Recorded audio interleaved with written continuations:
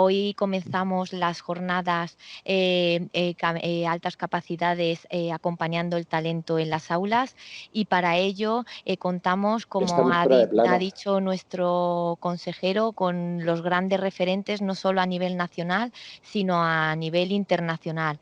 Hoy, para tratar todo el tema de conceptualización, desmitificar falsos mitos, contamos para ello la presencia de don Javier Tourón Figueroa.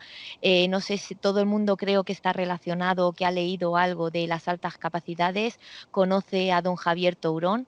Es un referente para nuestra comunidad, para nuestro proyecto y para nuestra estrategia a nivel regional de cómo mejorar la respuesta educativa inclusiva del alumnado con talento y altas capacidades. Por si hay algún despistado, como he comentado, comentaros que don Javier Tourón es catedrático emérito de la Universidad Internacional de La Rioja, UNIR, en la que ha sido vicerrector de Innovación y Desarrollo Educativo.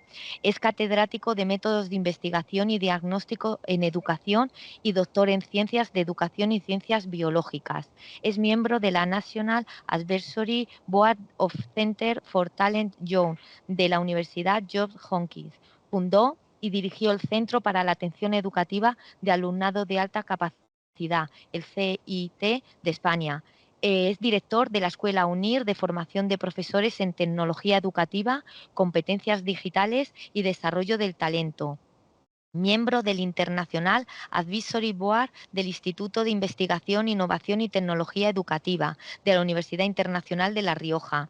Ha sido profesor de la Universidad de Navarra durante más de 36 años y su carrera investigadora en el desarrollo del talento académico en jóvenes de alta capacidad le ha llevado a consultar, a editar en algunas de las revistas extranjeras más prestigiosas en este ámbito, como destacan la High Ability Studies, Education Today, Talent Developed and Excellent y GIFET and Talent International, Abilities and Jiveness, así como de algunas de las españolas revistas reconocidas, como la Revista Española de Pedagogía, Estudios sobre Educación, Relieve, Bordon, Educación 21 o Revista de Educación. Ha publicado más de 200 trabajos, artículos de investigación en revistas especializadas españolas y extranjeras, libros, capítulos de libros, monografías, presentaciones en congresos, informes técnicos, otros.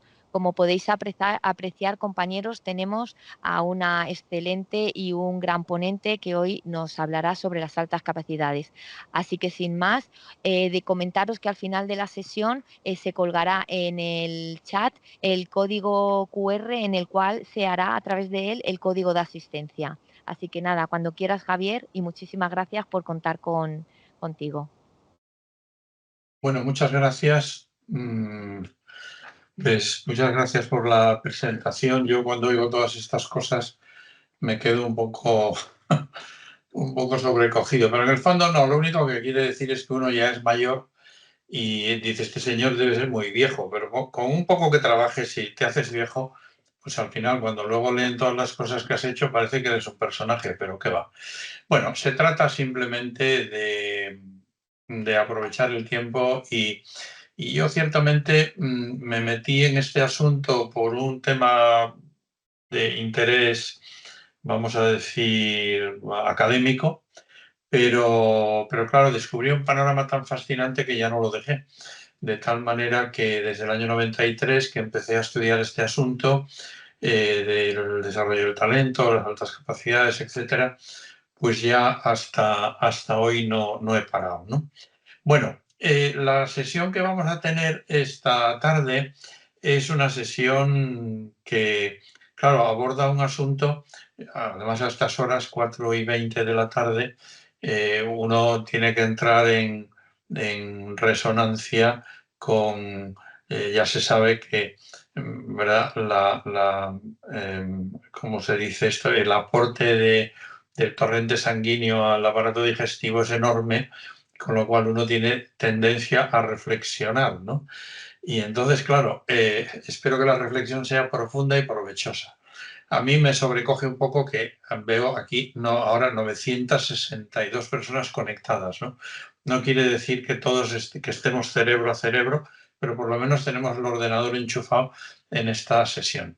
Bueno, yo digo, es una sesión académica. Yo voy ahora a compartir la presentación de modo que, a ver, ahora sí, ahora debéis estar viendo.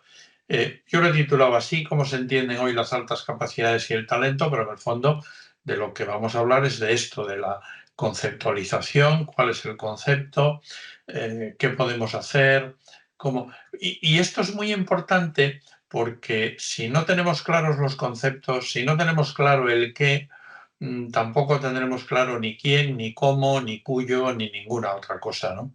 Yo me voy a apoyar, no he venido aquí a hablar de mi libro, aunque aparece aquí por una razón, porque se acaba de publicar hace muy poco tiempo y es un libro en el que yo he condensado las cosas que me parecían más esenciales de este campo. Hay toda una primera parte que se dedica precisamente a lo que vamos a tratar hoy. Hay una segunda parte que se dedica a la identificación, que vais a estudiar con el profesor Pfeiffer. Y luego hay otra parte que se dedica a la intervención, que veréis con Marta. Y hay una última parte que yo creo que es una aportación relativamente original, en la que me he atrevido con cierto idealismo, pero yo creo que también con realismo, a plantear un nuevo modelo de escuela, ¿no? Un nuevo modelo de escuela centrado en el aprendiz, no en el enseñante. Bueno, entonces, digo, me voy a apoyar, digo esto ahora porque me voy a apoyar en la oportunidad que me da el tener el libro escrito, y es que decir, bueno, esto yo lo desarrollo allí con mucha más atención, con mucha más extensión, de tal manera que el que se lo quiera leer puede leerlo. Y además, una cosa que he hecho para que la lectura no sea infumable es ilustrar el texto con muchas notas que van al final de cada parte, de tal manera que a muchos les servirá simplemente con leer la página correspondiente al tema que le interesa, otros querrán asistir querrán ir más a fondo porque quieren saber más, y entonces podrán ir a las notas que yo he incluido, donde hay materiales de todo tipo, pero sobre todo materiales que tienen que ver con resultados de investigación, que tienen que ver con aspectos también teóricos de las personas principales del mundo que han estudiado este asunto, ¿no? Yo creo que, siguiendo un orden lógico, por lo menos es el orden que yo tengo en la cabeza, digo, altas capacidades y talento. Pero ¿de qué estamos hablando? Vamos a ver de qué estamos hablando. Entonces, yo creo que hay una cosa que es importante, alguna idea de estas, supongo que ya la mencioné cuando estuve en una sesión en la que tuve la oportunidad de asistir en febrero, me parece que fue febrero de este año, era Ciudad Real. Bueno, también dentro de este programa tan ambicioso que tenéis y que yo creo que va a ser modélico, no, ya lo está siendo, ¿no? Dentro de lo que tiene que ser la atención al alumnado más dotado. Naturalmente, eso no quita que no haya que atender a otros que sean menos dotados. Pero fijaros que aquí hay dos palabras que se oyen, se ven mucho, que se escriben mucho en la literatura en inglés, que es gifted y giftedness. Y gifted quiere decir dotado y giftedness quiere decir dotación. La dotación es lo que tiene el dotado. ¿Qué es la dotación? La dotación es la capacidad. La dotación es la aptitud. Por eso, yo quiero aquí, aunque sea rápidamente, para no pararnos en decir, vamos a decir más bien qué es lo que es, que en dedicarnos a desmentir qué no es lo que es. Quiero decir, superdotación o alta capacidad. Yo desde hace muchos años he venido defendiendo que el término superdotación se debe suprimir por varias razones. Uno, bueno, varias que los voy a mencionar ahora, pero primero, que no existe en la literatura inglesa. En inglés, porque la literatura escrita en inglés es la literatura más abundante en el mundo, porque incluso la que se escribe en otros idiomas originalmente luego acaba publicándose en inglés. No existe super gifted, no existe, pero gifted sí, y gifted behavior también, giftedness también. high ability, que es el término que se usa en Europa, también. No se debe utilizar por varias razones. Y yo aquí me atrevo a... Esto yo iré saltándome cosas, no me hagáis caso. Que no es necesario aquí que vayamos línea tras línea. Yo más que nada... Bueno, primero, esto como se está grabando, luego lo vais a tener. Si uno quiere ver estas 5 cosas despacio, no tiene más que parar la grabación y se las lee. Pero yo no me voy a extender en cada cosa porque tengo muchas diapositivas y si no, no acabaríamos nunca. Pero mirad, ¿por qué no debemos utilizar ese término?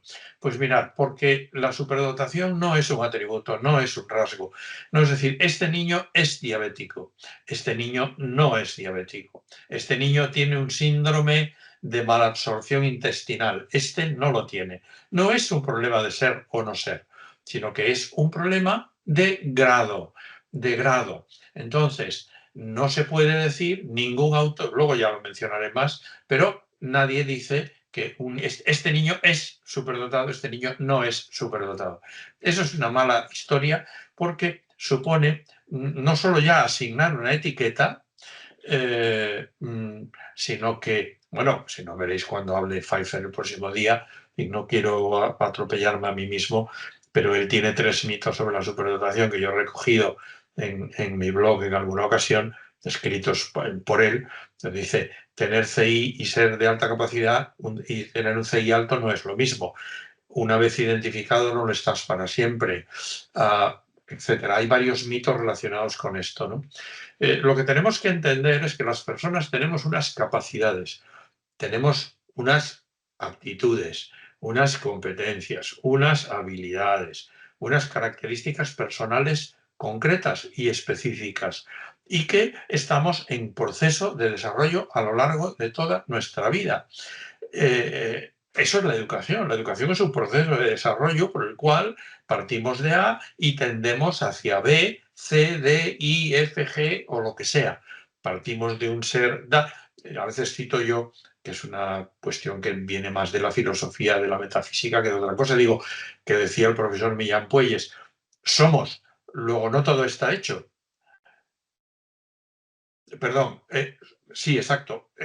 No, me he equivocado. Digo, somos libres, luego no todo está hecho, pero somos, luego no todo está por hacer. Es decir, partimos de un ser dado y tendemos a desarrollarnos para actualizar nuestro potencial. Por tanto, lo que tenemos que hacer es convertir las potencialidades en talento. Por eso el libro este que mencionaba al principio, que yo lo he titulado Navegando hacia el talento, por varias razones, pero ya encierra, el propio texto encierra, y el propio título encierra algo que me parece que es relevante. Dice, navegando hacia el talento. Luego, el talento no es un punto de partida, el talento es un punto de llegada. Navegamos hacia el talento, es decir, navegamos para desarrollar nuestras potencialidades. Pero, además, teniendo en cuenta que el talento no se desarrolla de una manera espontánea. Es decir, que fijaros que hay un subtítulo, bueno, o había un subtítulo en el libro que decía, porque el talento que no se cultiva se pierde. Es decir, el talento no se desarrolla de manera espontánea, necesitamos acciones concretas para que las potencialidades de las personas se conviertan en rendimiento. Bien, esto lo voy a hacer rapidísimo, porque ahora si no esto sería un ladrillo. Simplemente lo que quiero, voy a marcar como 3, 4 etapas para que las veamos así, en general, sin entrar en ninguna de ellas. Inicialmente, este campo de estudio en el que nos estamos moviendo, el de las personas de alta capacidad, con mucha capacidad, con un nivel intelectual alto, etcétera, etcétera, arranca desde, bueno, podríamos remitirnos hasta los griegos, pero en fin, basta con que mencionemos a Galton, que tenía algunas ideas un poco peregrinas. Sabéis que Dalton era primo de Darwin, entonces él creía que la herencia era lo responsable, que la inteligencia se heredaba, entonces que si casábamos a personas muy inteligentes entre sí, tendríamos hijos más inteligentes. Es un planteamiento, bueno, en fin, curioso, pero entonces, digamos, por razones que no me quiero parar aquí, porque si no esto es un rollo,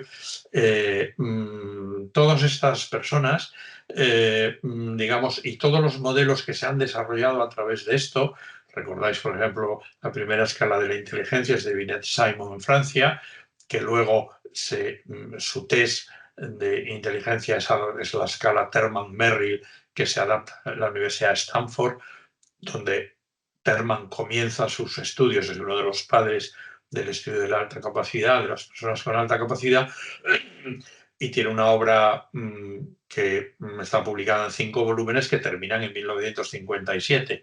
Bueno, pero todos estos modelos con diferentes matices, etcétera, consideran que hay un único dominio, y ese único dominio antes o después viene expresado en un cociente intelectual. Por tanto, ser una persona con alta capacidad, que es mejor decir con alta que no de alta, porque si no otra vez le estamos dando un carácter atributivo que no tiene. Las personas somos personas con capacidad para hacer cosas.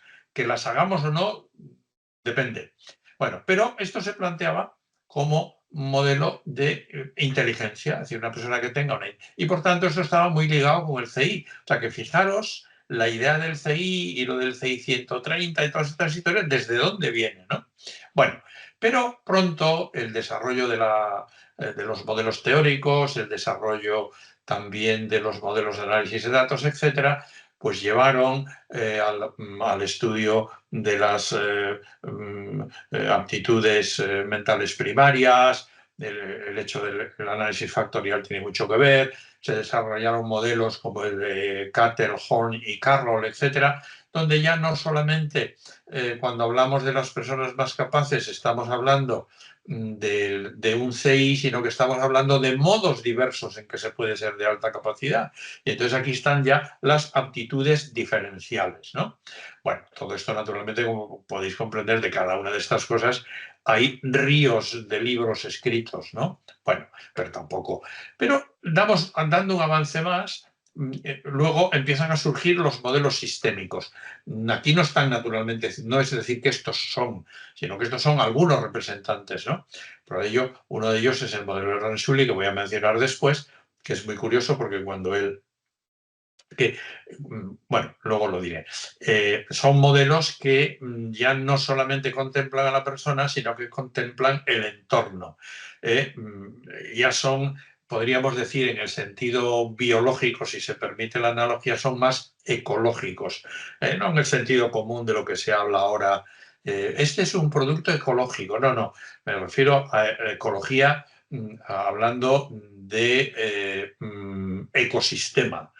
Por tanto, hablando de el biotopo donde las poblaciones se desarrollan y por tanto donde hay múltiples aspectos, familia, sociedad, etcétera, etcétera, que entran en juego, ¿no? Pero, y a partir de ahí, digamos que desde los años 70 se produce una clara evolución que pone el énfasis en modelos como el modelo de estrella de Tannenbaum, el modelo de Stanley que luego voy a citar, o el modelo de François Gagné, o el modelo de Subotnik, el modelo de Pfeiffer, un modelo de Stenberg que también citaré, ¿no? Por lo tanto, podríamos decir que esta es un poco la secuencia de los modelos de dominio general. Se preguntaban básicamente, estamos simplificando, ¿qué es la alta capacidad? Luego pasamos a una etapa en que nos preguntamos, pero ¿qué modos hay de ser de alta capacidad? Porque hay perfiles diferenciales. Porque lo primero que uno tiene que quitarse de la cabeza es que los niños con alta capacidad son todos iguales o forman un grupo. La diversidad entre ellos es tan grande como la máxima diversidad que encontremos en el grupo más heterogéneo que podamos pensar. Esto, por tanto, y esto apunta a una cosa, que cada persona es única, irrepetible y singular. Y por lo tanto, eso luego tiene sus exigencias para la escuela, como es el tema de la educación, el aprendizaje personalizado, etcétera. Pero no voy a... Es decir, que todo esto también forma un ecosistema. Es decir, estas conceptualizaciones, ya veréis, son distintas, pero no tan distintas como parece. Esto implica unas maneras concretas de identificar, esto implica unas maneras determinadas de intervenir, no únicas, que pueden ser varias, pueden ser enfoques diversos, pero todos tienen un sustrato común y naturalmente todo ello apunta a una idea final sobre la escuela que luego la diré en una única frase, ¿no? Bueno, pero lo que decía, ¿qué es la alta capacidad? Modos de ser de alta capacidad. Luego, porque claro, como sabemos todos, la reflexión pedagógica aumenta, bueno, sí, aumenta, se desarrolla, evoluciona, las teorías evolucionan y va habiendo nuevos enfoques, etcétera. Luego, entonces, aquí está lo que os decía, la influencia del medio y luego la capacidad como aptitud, que eso es capacidades naturales que se desarrollan y se convierten en talento, y el talento no es más que competencia, ¿no? Y entonces aquí ya se contemplan además de las variables del entorno, el currículo, los mentores, es decir, los profesores, las oportunidades educativas, etcétera, ¿no? Eso es lo que nos llevaba a decir el talento que no se cultiva se pierde. Bueno, si tuviéramos que decir o alguien nos preguntara, bueno, ¿y cuáles son esos modelos que están basados en el desarrollo o que ponen su foco? ¿Qué quiere decir? ¿Son solo estos? No, puede que haya alguno más, pero estos son los más importantes. Son los que tienen más desarrollo teórico y tienen más investigación detrás, por un lado. Algunos son más experimentales, otros son más conceptuales. Todos ellos tienen un sustrato común, vamos a ver si es así o no es así. Entonces, mi idea ahora sería el desarrollar algunos de estos modelos, pero vamos, simplemente dando unas pinceladas. Y yo no quisiera ahora aburriros demasiado, ¿no? Porque además ya sabéis lo que se dice, que lo que aburre al profesor, al alumno lo liquida, ¿no?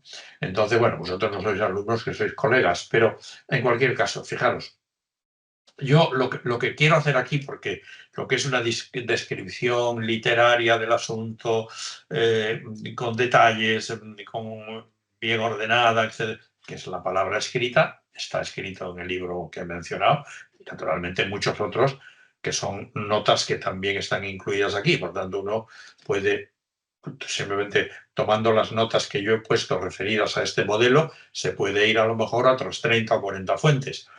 Bien.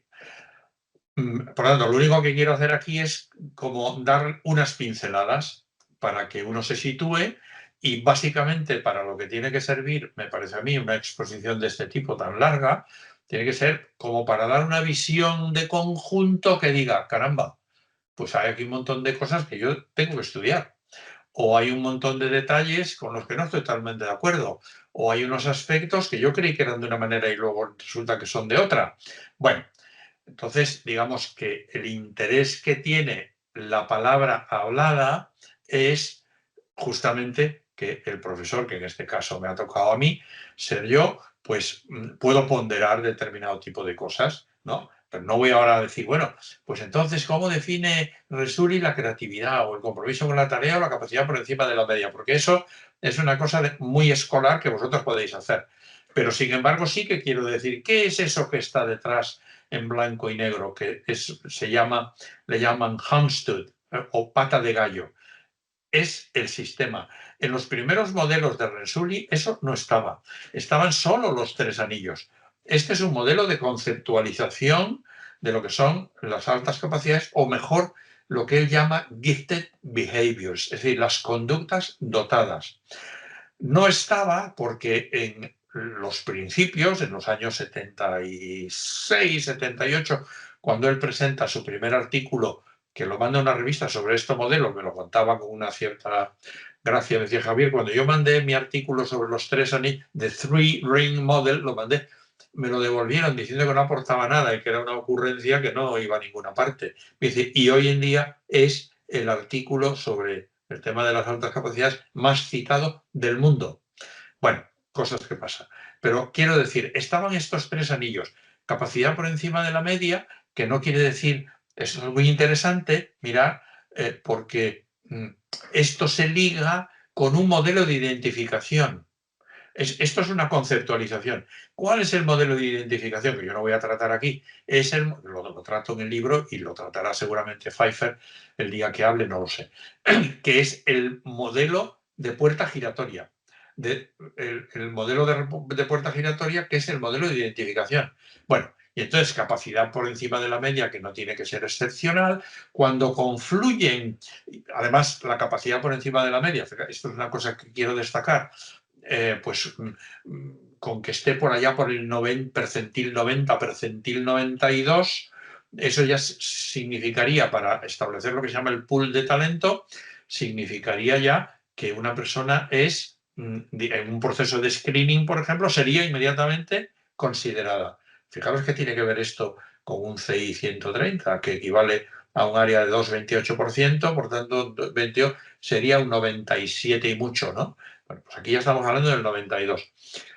Pero este es un anillo que es no muy variable, porque las capacidades se pueden perfeccionar, sobre todo si nos apuntamos a una teoría incremental de la inteligencia, con Carol Dweck y sus colaboradores, pero la capacidad se perfecciona y evoluciona dentro de unos límites, y no por mucho pedalear nuestra capacidad va a aumentar, ¿verdad? Pero hay dos cosas que sí cambian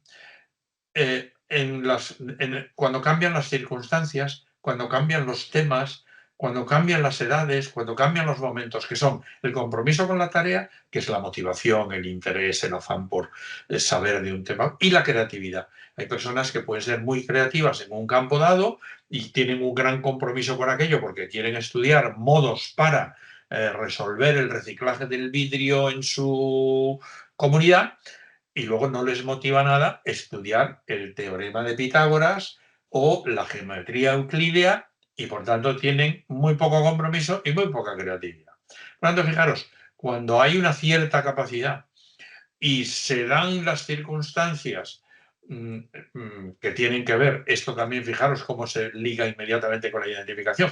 Tenemos que conocer cuál es el perfil de intereses, lo que llama, por ejemplo, Pfeiffer, y mirad que estoy ya haciendo relaciones entre modelos, o lo que dice Subotny, que luego veremos, las variables psicosociales. Es decir, cuál es el perfil del alumno, cuáles son sus intereses, sus preferencias de aprendizaje, el modo en el que le gusta expresar lo que sabe, etcétera, ¿no? Bueno, este es un modelo que es interesante, que es una parte de algo mucho más complejo, que luego me parece que cito por ahí alguna cosa, que es el SEM, que es el School Wide Enrichment Model, es decir, el modelo de enriquecimiento para toda la escuela.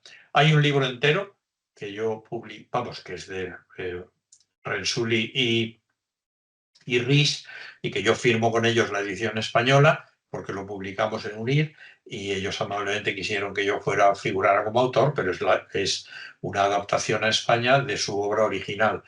Eso está ligado también con un tema de intervención que es el Rensuli Learning System, que yo creo que os hablará en otro momento, porque la adaptación a España la hicimos también en UNIR cuando yo estaba en activo. Bueno, pero fijaros, esto es un modelo de conceptualización, jamás es un modelo de identificación. Y lo que está ahí, la intersección de esos aros en esa zona un poquito más oscura, no es que esos son los super no sé cuántos, no.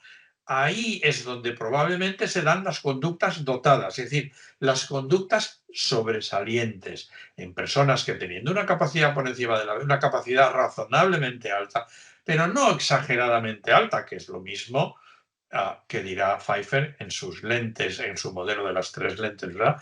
Pues en determinados momentos mostrarán creatividad, Por tanto, cuando esto se utiliza para decir, sí, es que este niño capacidad no sé qué, compromiso no sé qué, pero creatividad no sé cuál, es que no se ha entendido absolutamente nada de lo que estamos hablando, ¿no? Bueno, por tanto, vamos a seguir. Fijaros que es muy interesante, bueno, esto que dice el modelo de los 3 años, una visión global y actual, como ahora ya casi todo lo tengo recogido en el libro, pues yo diría, todo está en el libro, pero si no, podéis ir al blog. Y ahí también está el libro, eso de la derecha, que es un libro que dice qué dicen los expertos sobre las altas capacidades y el talento. Ese es un libro de 600 y pico páginas, que yo tuve la suerte también de participar, pero está aquí no por esto, sino porque hay un capítulo sobre el modelo de los 3 anillos de Rensuli. Y ahí dice, este es un libro que editó Stephen Pfeiffer, como veis ahí, ¿no? Es un libro de la American Psychological Association y es un libraco.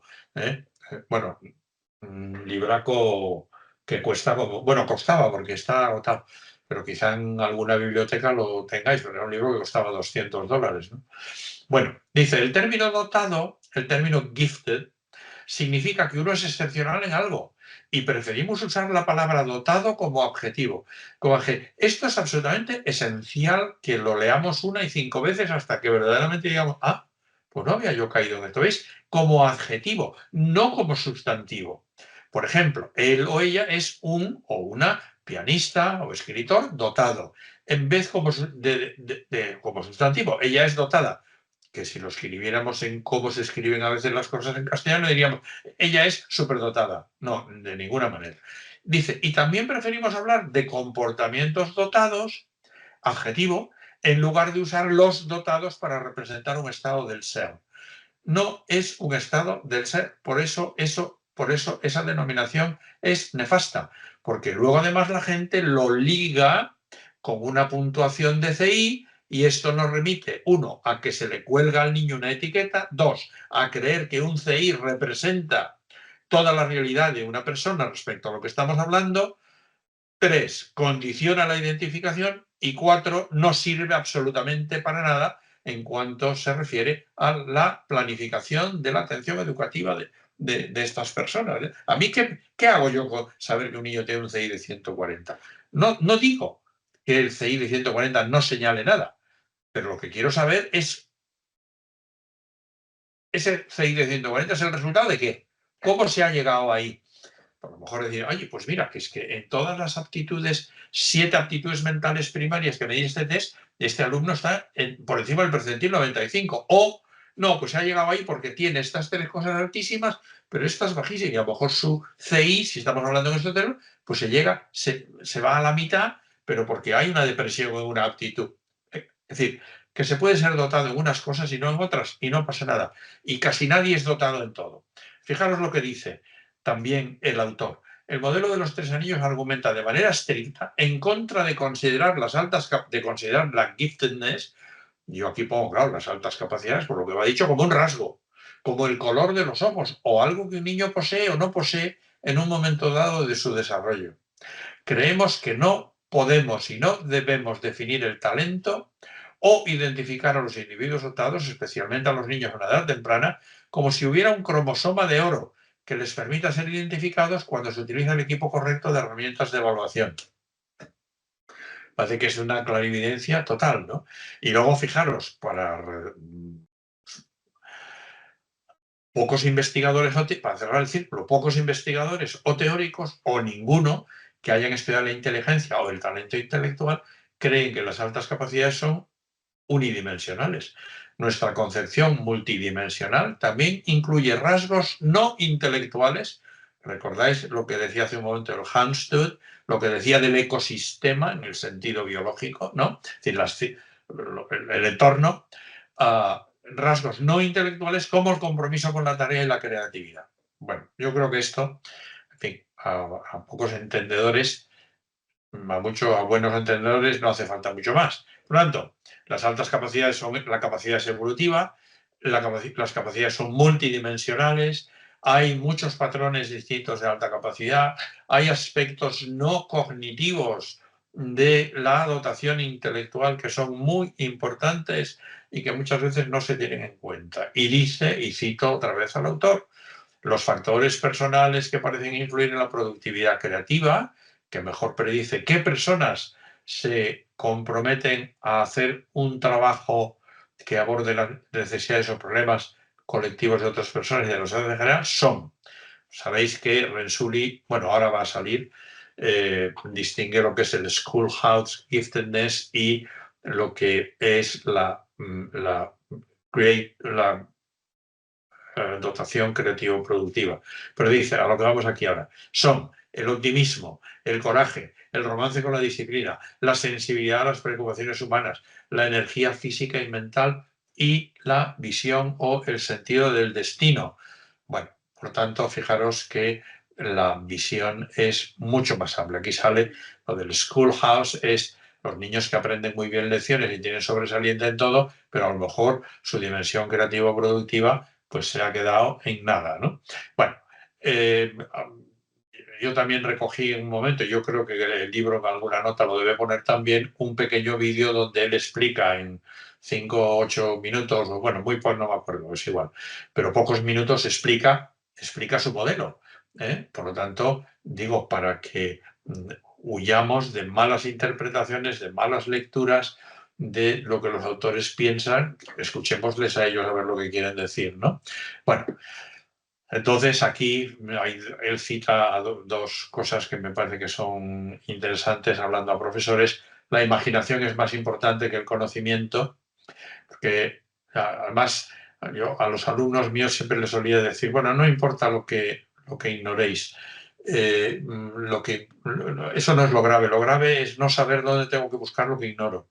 Y hoy en día, bueno, y con la revolución que tenemos ya de la inteligencia artificial, no quiero ni contaros, ¿no?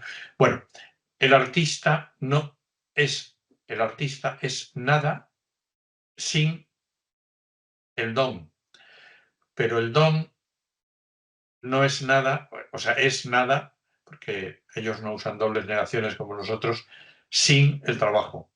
Es decir, que hace falta dotación, pero hace falta trabajo. Hace falta aptitud, pero luego hace falta trabajo. Bueno, como os decía, porque aquí tenemos que ir avanzando. Si queréis leeros despacio lo del Operation Houndstooth, lo tenéis en mi blog, que es javiertaurón.es, no más.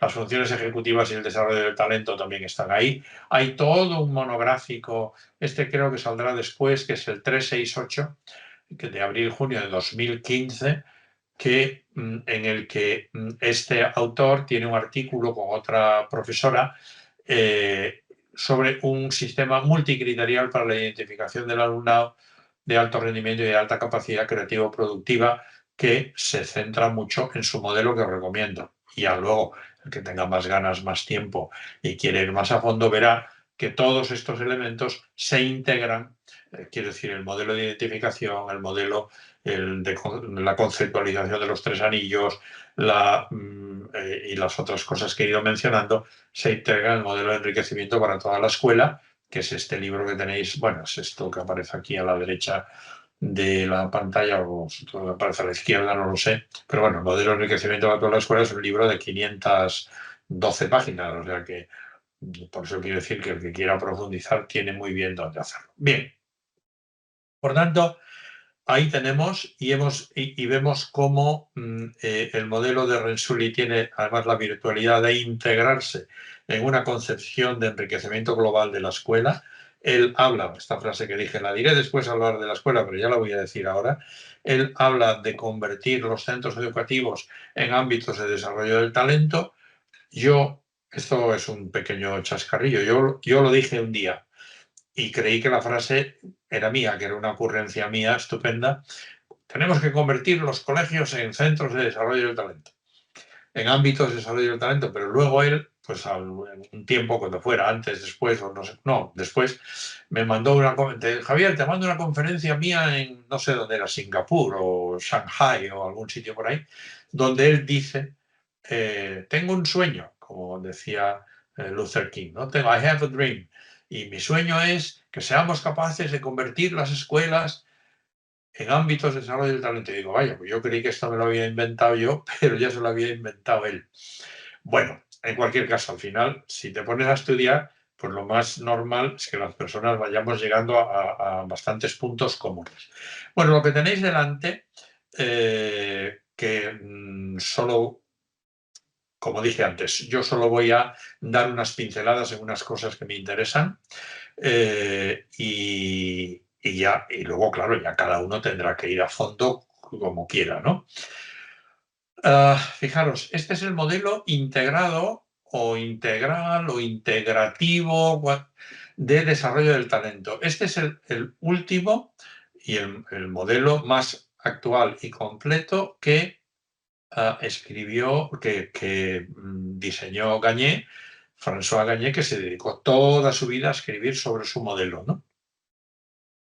La verdad es que escribió un libro que ahora voy a citar, que es muy interesante, que no está traducido, y es un libro del que yo no soy padre, ni mucho menos, pero sí soy el responsable parcial de que lo haya escrito, porque le di la tabarra durante años diciéndole tienes que condensar todo tu modelo en un escrito, tienes que condensar tu modelo en un libro para que quede para la posteridad, etcétera, etcétera, y lo hizo. Y ahí está, luego lo voy a mencionar.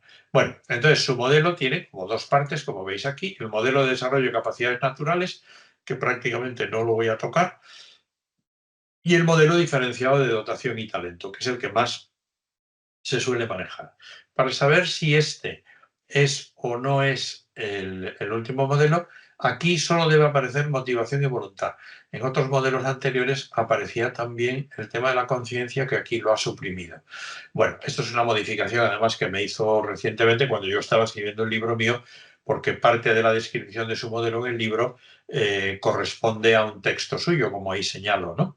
Bueno, hay una parte que tiene que ver con los fundamentos, es decir, tiene que ver la capacidad con la herencia, con la genética, por supuesto, claro que sí, y ahí está, y lo voy a mencionar ahora. Pero las capacidades naturales no quiere decir que sean capacidades innatas en el sentido de este modelo. Las capacidades naturales están aquí. Las capacidades naturales son aptitudes o dones, ¿eh? Cualidades que las personas tienen en diversos dominios, que puede ser intelectual, creativo, social, muscular. Esto sirve lo mismo para hablar de un tenista que de un pianista, que de un futuro científico en el ámbito que sea, ¿no? Pero las capacidades naturales, las que tienen su base y tienen unos fundamentos biológicos concretos. Y como veis ahí a la izquierda de ese óvalo que acabo de señalar, pues están toda una serie de catalizadores, esa parte que es de color, ¿qué color es ese? Teja o sí, más o menos. Veis que es igual al modelo que está por delante del óvalo, a la parte que está por delante del óvalo. Porque la parte genética, digamos lo que es el genotipo, etcétera, se desarrolla de una manera informal, según este autor, claro, que es cuando el niño está en su casa, en el entorno, incluso en su periodo perinatal, etc., lo que sea. Y esas capacidades naturales, en el modelo que tenemos a la derecha, que es el que nos interesa pensando en vosotros en el colegio, en los colegios, las escuelas, a través de la capacidad natural se convierte, digamos, en la materia prima que el proceso educativo utiliza o que las personas utilizamos para convertirlos en competencias. ¿En qué campos? En cualquiera de los campos que ahí se mencionan u otros. Y para eso, en medio, lo que hay es un conjunto, este autor le llama catalizadores, que son los catalizadores ambientales, es decir, el medio, mi familia, mis amigos, las personas relevantes, los recursos disponibles que yo pueda tener o no pueda tener, etc. Y luego está otra serie de catalizadores que son intrapersonales. Esto ya de entrada nos pone en la pista de algo que todo el mundo sabe, que hay niños que son muy capaces, pero no tienen buen rendimiento, que son muy capaces, pero no, que podrían ser buenos pianistas, pero no están dispuestos a tocar el piano durante 8 horas al día. ¿Me entendéis? ¿No?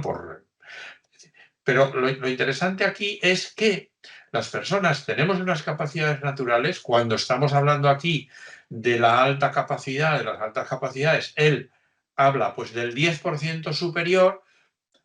Bueno, es un porcentaje precautorio, Rensuli habla del 15%, del 20%, etcétera, pero no para decir unos son, otros no son, sino que aproximadamente un 10% superior en los grupos heterogéneos son personas que tienen una capacidad que se aparta suficientemente de la media y que progresivamente va exigiendo un tratamiento educativo cada vez más diferenciado, ¿verdad?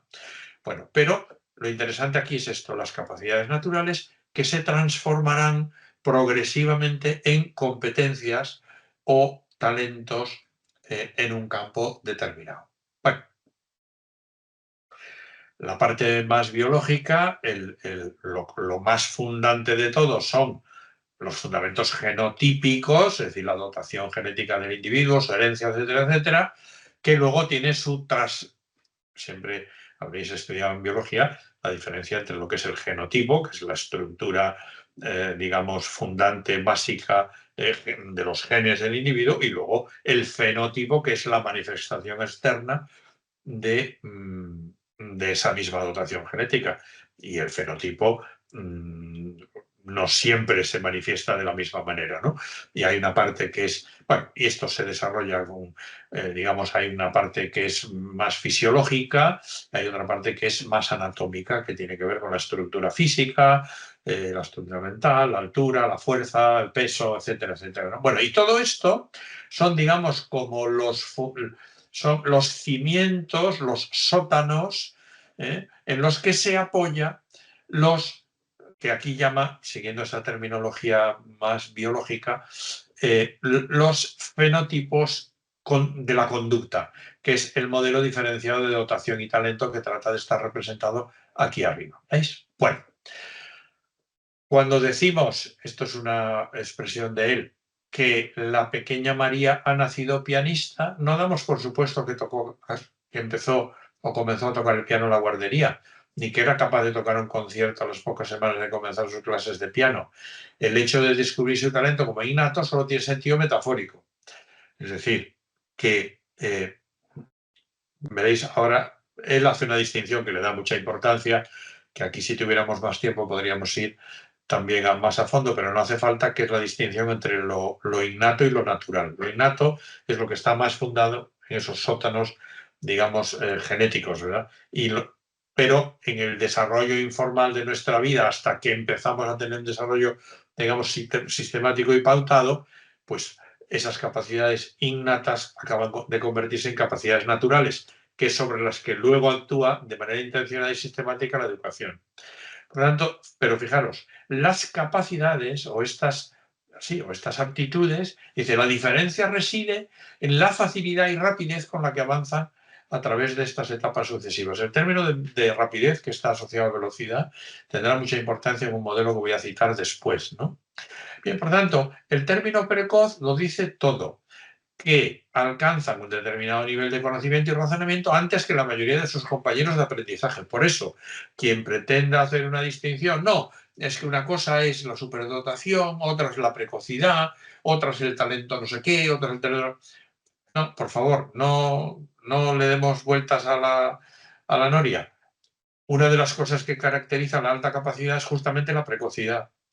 Y además luego pondré muchas evidencias de ello. Bueno, y cuanto mayor sea la dotación intelectual, más rápidamente pasarán a través de esas etapas. Es decir, cuanta más dotación intelectual, cuanta más capacidad, obviamente que otras circunstancias ayuden, ¿verdad? Pues más rápido aprenden. Por eso es tan complicado pensar en una escuela donde el criterio de agrupación es la edad, porque eso significa suponer que todos los niños de la misma edad tienen la misma velocidad de aprendizaje, y eso cualquiera de los profesores que me estáis oyendo sabéis que es absolutamente falso. Bueno, resumiendo, dotación designa posesión y uso de capacidades naturales destacadas, que llamamos aptitudes, en al menos en un área de dominio o capacidad, no en 25, no en 7, no en 32, en un área, la que sea, porque en esa tendremos que intervenir. Oiga, pero es que a este niño se le da muy bien las matemáticas, pero es que en la lengua es un desastre. Bueno, pues vamos a ayudarle a vencer sus dificultades con la lengua, pero sobre todo vamos a potenciar sus aptitudes con las matemáticas. ¿De acuerdo? Bueno, la dotación ha de pasar a talento, que es el dominio de capacidades sistemáticamente desarrolladas. Las capacidades naturales no tienen un desarrollo sistemático, pero las capacidades que conducen al talento, sí, que llamamos competencias, que son conocimientos o destrezas. Yo creo que esto se entiende muy bien.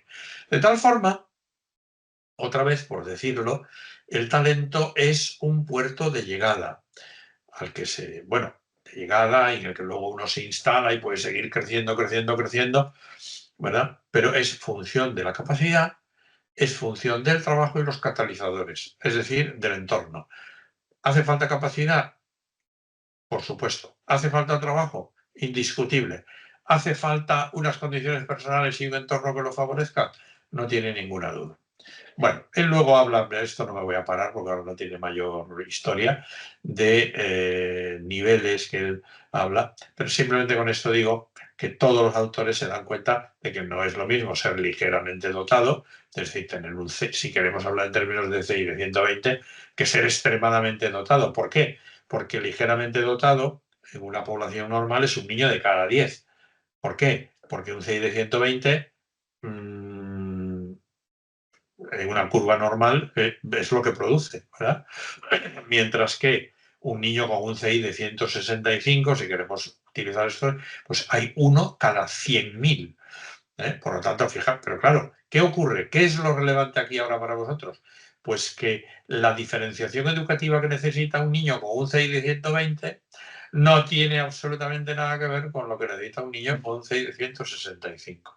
Es decir, que el nivel de entrenamiento que necesita Carlitos Alcaraz no tiene nada que ver con el nivel de entrenamiento que necesita un niño que está en la escuela de Nadal en Manacor y que ya veremos a dónde llega. Aunque ya estando allí ya seguro que es bueno, pero de ser bueno a ganar Roland Garros hay una distancia. Con esto lo que quiero decir es que la diversidad es inmensa. Me vais a disculpar un segundo porque voy a abrir un poco la ventana porque hoy eh, tenemos un día raramente de sol en el norte. Y como tengo aquí una iluminación extra que produce un calor notable, pues estoy asado. Bien, entonces la cuestión es, aquí es una manera de resumirlo, sí, tenemos que hablar de potencial y de logro. El potencial es una cosa y el logro otra diferente. La aptitud, la competencia, yo creo que esto se ve, no hace falta. Facilidad, esfuerzo, capacidades naturales, desarrollo sistemático. Pues esto es lo que necesitamos, convertir los potenciales en logros. Y lo que queremos siempre en la educación de los más capaces, por eso yo en la parte 4 del libro donde hablo del modelo de escuela digo, dejemos de hablar de, que es una expresión que usan mucho los ingleses, no hablemos ya de education of the gifted, sino de gifted education for all.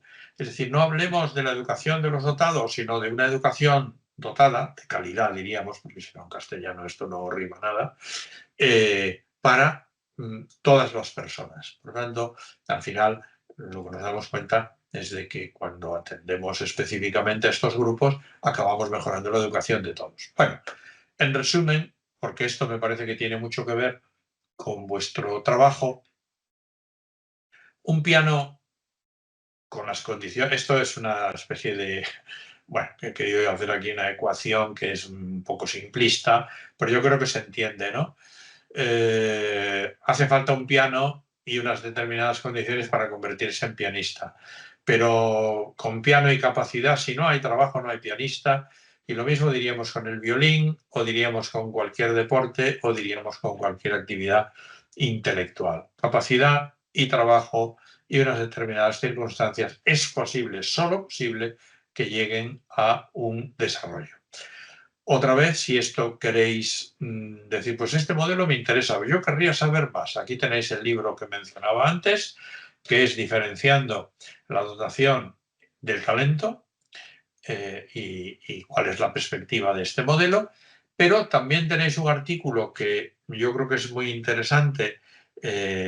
Todo esto está citado también en el libro mío, que es de los genes al talento. Para mí, el artículo más brillante que ha escrito Gagné, que es un buen amigo por otra parte, y que está en el número monográfico de la revista de educación que yo edité en su día, ¿no? Y él dice al final, esta frase me gustó, por eso la he recogido aquí, dice, los talentos resultan de una coreografía individual compleja que implica o envuelve una multitud de interacciones fluctuantes entre todos los componentes, subcomponentes y facetas del modelo diferenciado de dotación y talento que es el suyo. Bueno, pues ya está. Luego iremos a... ¡Uf! ¡Qué tarde! Este es el modelo de desarrollo de Olszewski-Cubilius, que también os voy a dar una referencia, aparte de lo que yo ya he escrito, también está en el monográfico. En ese monográfico estoy muy contento porque y además se puede, bueno, lo podéis bajar en formato digital, porque es una revista del Ministerio, por tanto de todos los españoles, porque se hace con nuestro dinero, pero también se puede comprar en papel. O sea, si alguien quisiera decir, pues este monográfico a mí me interesa, lo quiero en papel porque yo así lo subrayo y hago esto y lo otro más allá, se puede pedir en impresión bajo demanda también y es, no me acuerdo, creo que es relativamente barato, como 10 euros o 12 o algo por ahí. Bueno, aquí en este modelo, solo que porque es un modelo que si vamos muy a fondo es complejo, pero la idea es, fijaros, las claves que yo quiero, los brochazos que le quiero dar ahora por encima.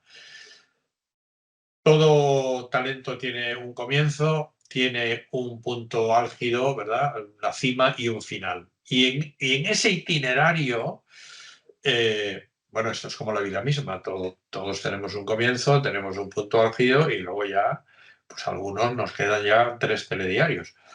Bueno, o lo que sea, no tiene por ser telediario. Entonces, dice, potencial, el potencial ha de convertirse en rendimiento y en algunos casos el rendimiento puede acabar siendo eminencia. No siempre. Eminencia quiere decir un rendimiento sobresaliente, destacado. Pero el caso que poníamos de Einstein. Einstein no es que tenga un buen rendimiento, no es que tenga un potencial realizado, no, es que simplemente es una persona singular, como podríamos hablar de Mozart, o podríamos hablar de mm, bueno, pues al margen de todo, pues de Elon Musk o de Steve Jobs o de Mark Zuckerberg o lo que sea, personas que tienen una capacidad creativa enorme y por tanto que han llegado a realizaciones que están fuera del alcance de la mayoría de los mortales. Bueno, sin entrar en más, yo creo que se entiende, ¿no? Es decir, que la capacidad hemos de convertirla en competencia. Yo al ver esto me es muy fácil pensar en el modelo que acabamos de dejar atrás, el de Gagné. La competencia se ha de convertir en pericia, es decir, no solamente se trata de ser una persona competente, sino de, digamos, desarrollar un nivel de competencia que me lleve a ser un verdadero experto. Y algunas personas, en algún caso, pues llegarán a tener un resultado en su vida eminente, donde tienen que concurrir toda una serie de factores que ahora quiero mencionar. Fijaros, que son como ideas que yo he entresacado porque me parecía que os podrían resultar útiles ahora. Las capacidades son importantes, especialmente las capacidades de los distintos dominios. Es decir, cada dominio requiere capacidades diferentes. No todos los dominios, para ser un escritor de poesía, no hace falta lo mismo que para ser un buen matemático. Las capacidades son distintas. ¿eh?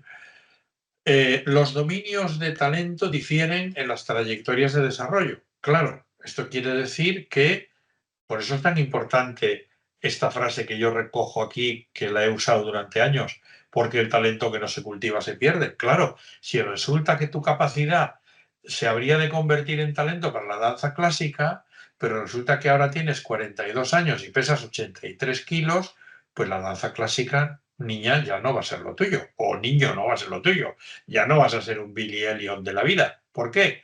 Pues porque ya se te ha pasado la trayectoria de desarrollo, ¿no?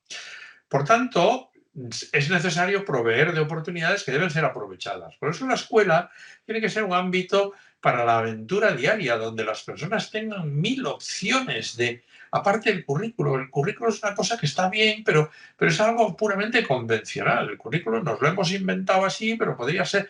Lo que quiero decir es que currículo, clase, asignatura, todo esto son convenciones didácticas que los hombres y las mujeres nos hemos inventado para organizar de la mejor manera que hemos sabido, podido o querido las escuelas, pero no tienen nada de esencial. Es decir, la naturaleza no es una asignatura.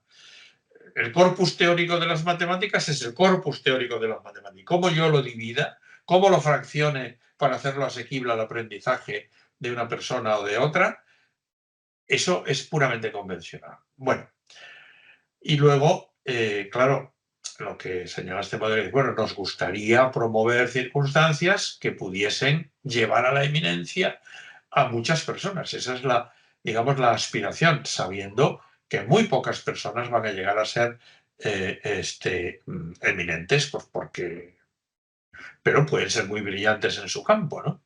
La alta capacidad es la manifestación del rendimiento que se encuentra claramente en el extremo superior de la distribución de un dominio de talento específico, incluso en relación con otros individuos de alto nivel de funcionamiento en ese dominio. Quiere decir, estamos hablando de que, porque si no, sí, hay que tener cuidado. Yo escribí un mito 13 que decía, bueno, todos tenemos talento, sí, pero todos tenemos talento, pero ahí detrás, no sé si se verá, pero hay un letrero en la pequeña biblioteca esa que dice, quod natura non dat, salmantica non prestat.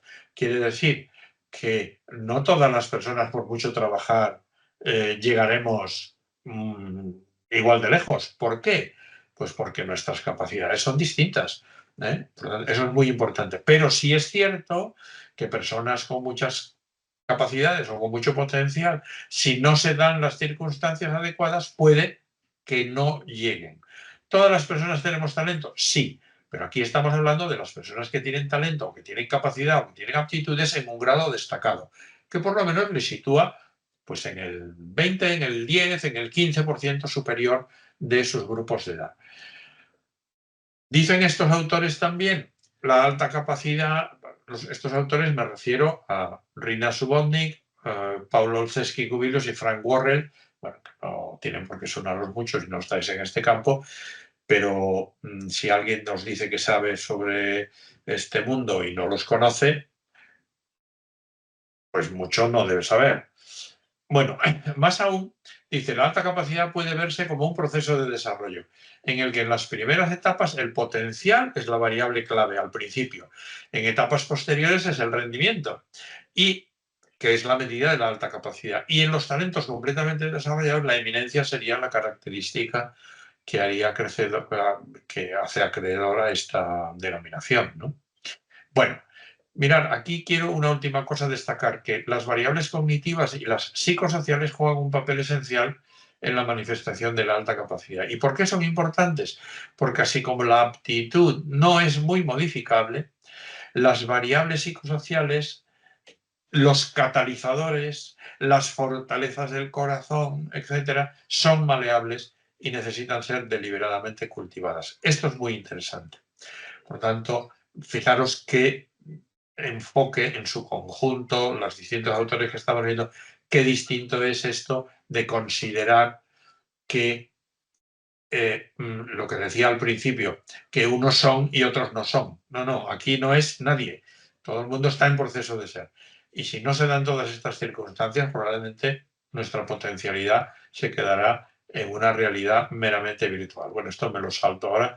Estas son unas cosas que yo había subrayado. No, la verdad no sé por qué las puse aquí, pero bueno, sí, pues solo voy a decir esto. El esfuerzo y la oportunidad son importantes en el proceso de desarrollo. Puedo hablar del trabajo hace un momento. Y aquí dice, mirad, lo primero que está subrayado, sin oportunidades que permitan alimentar el talento, este podría no ser reconocido nunca.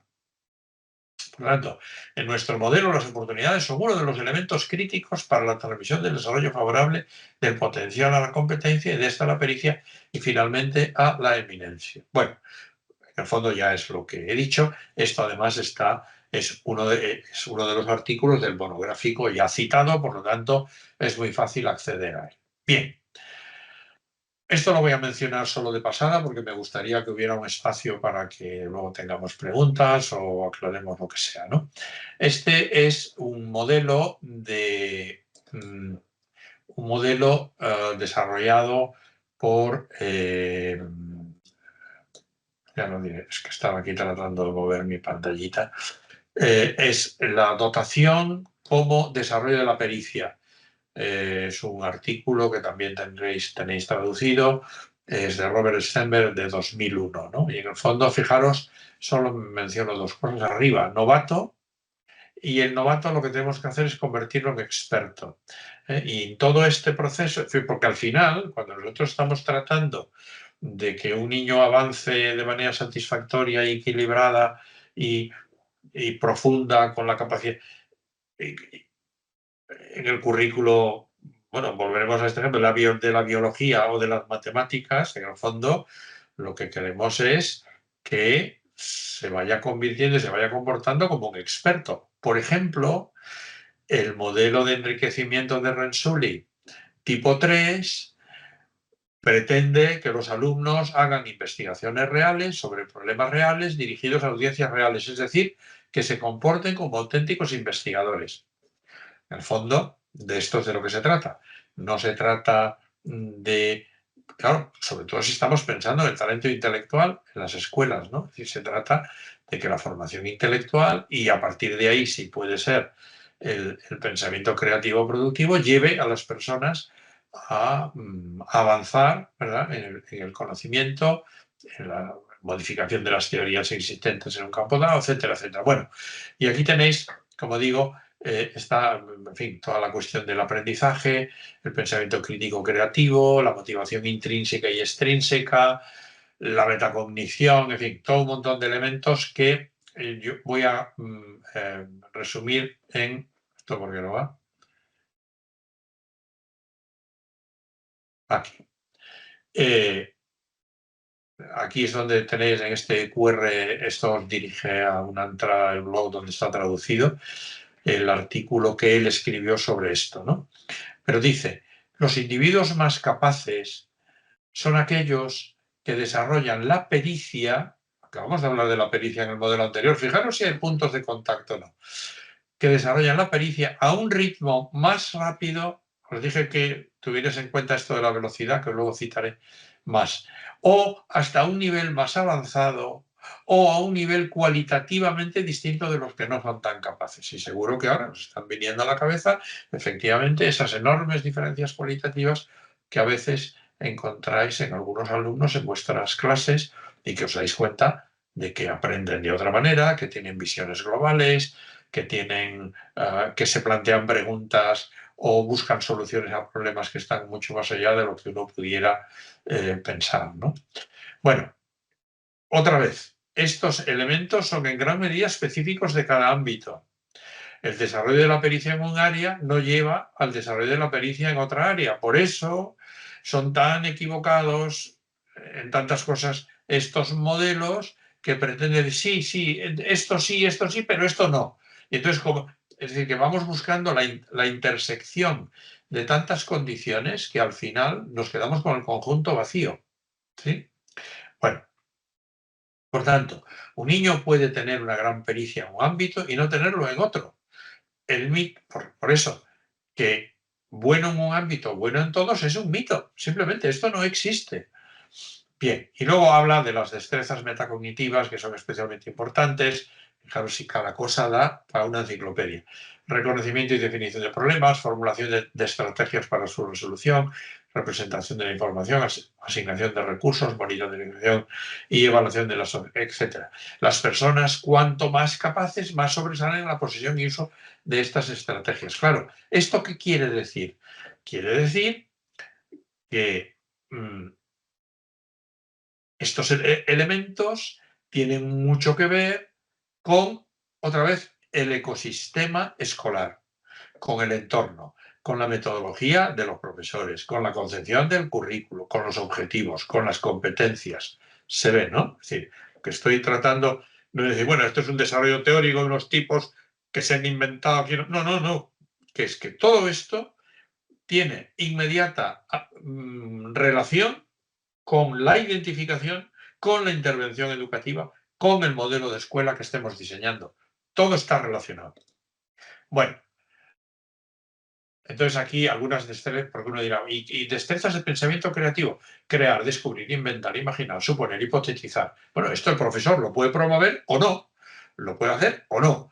Destrezas de pensamiento creativo, aplicar, usar, utilizar, practicar. Bueno, ¿veis? Y luego sobre el conocimiento declarativo, de hechos, conceptos, principios, leyes y similares, que es importante, ¿verdad? Es el saber qué, pero el conocimiento procedimental es conocimiento de procedimientos y estrategias, el saber cómo.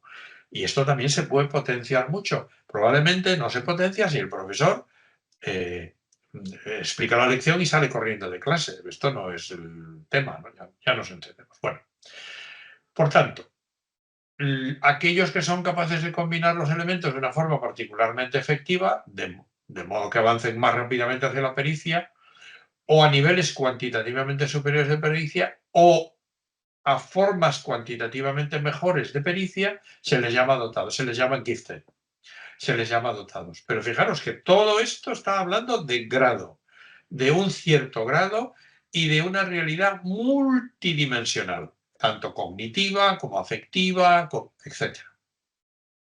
Bueno, pero hay más todavía, porque los autores, claro, al final todos nos hemos ido estudiando unos a otros y al final hay personas pues, que han decidido poner su lente en un aspecto distinto. No quiere decir que contradigan los anteriores, sino que simplemente yo me he puesto estas gafas para ver esas líneas 3, 4, 5 y 6.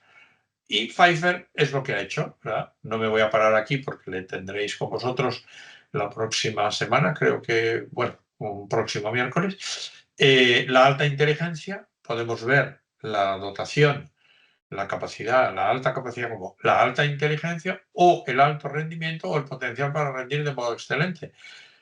Aquí quiero decir una cosa, el alto rendimiento es muy interesante porque cuando un niño tiene alto rendimiento probablemente tiene una capacidad alta. Lo que pasa es que hay que ver si es un rendimiento. Claro, en fin, esto que he dicho puede ser malentendido porque depende. Porque el alto rendimiento medido como. Si el alto rendimiento ha sido medido con un test de datos, hechos, fechas y personajes, a lo mejor es un conocimiento poco relevante. Si el alto rendimiento ha sido obtenido con problemas que exigen el planteamiento de hipótesis, la evaluación de soluciones y la creación de, ya me entendéis, pues entonces ese rendimiento es distinto, ¿no?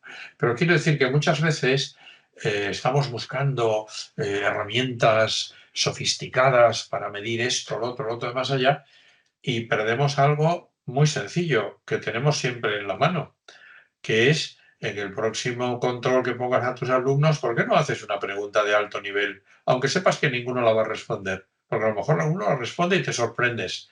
Pues esa respuesta ya es un indicador de algo, ¿eh? Bueno, entonces, cuando hablamos de la alta inteligencia, pues se identifica a través de test, de aptitudes diferenciales, y los programas de atención son generalmente acelerados o, ahí falta algo, que ahora mismo no sé lo que decía, o de enriquecimiento probablemente, pero esa etiqueta está cortada. Cuando hablamos del alto potencial para rendir, la identificación se hace a través de profesores, entrenadores, los programas de atención pues son de motivación, intervenciones. Esto es el caso, por ejemplo, de los deportistas, ¿no? Y luego tenemos el tema del alto rendimiento, que la identificación se puede hacer con el rendimiento de la clase, el rendimiento anterior, lo que acabo de mencionar, ¿verdad? Y programas de altamente enriquecidos o de gran nivel de reto intelectual. Bueno, es otra concepción que tampoco es excluyente de las demás, ni estas dimensiones son excluyentes entre sí. ¿De acuerdo? Porque se pueden intersectar en más o menos grado, que son como modos diferentes de enfocar una realidad, y otra vez aquí se enfatiza algo que ya salió en un cuadro que os puse de Gagné antes, que es que las personas pueden tener un grado de dotación leve, moderado, alto o excepcional. Y a medida que avanzamos en esta historia, en este grado de dotación, las intervenciones educativas han de ser diferenciadas y cada vez más diferenciadas. Es muy importante entonces, esto está entre comillas porque pertenece a este autor, además de la capacidad intelectual general, es muy importante las capacidades específicas y los factores no intelectivos que contribuyen a configurar una trayectoria de éxito en los jóvenes más capaces. Por lo tanto, fijaros que empezamos en aquellos modelos de dominio único, recordáis, del CI, hasta dónde estamos aquí, ¿no? Y luego señala otra cosa que también me parece que es interesante, dice, la práctica deliberada contribuye a predecir el rendimiento experto en muy diversos dominios. La experiencia, la investigación también, confirma que el trabajo duro, la recompensa diferida y la autodisciplina son importantes incluso entre los estudiantes más capaces. Pues suele decir, no, es que los niños, es que este va sobrado, como tiene ya mucha capacidad, este no necesita nada, que no necesita nada. Entonces, bueno, no sé, esto es que es una cosa que tiene poco, en fin, no tiene ningún sentido decir eso, ¿verdad? Los niños más capaces muestran una mayor probabilidad, pero no seguro que ocurra, en comparación con otros de su misma edad, experiencia y oportunidad, de alcanzar logros extraordinarios. Mayor probabilidad si se dan las circunstancias.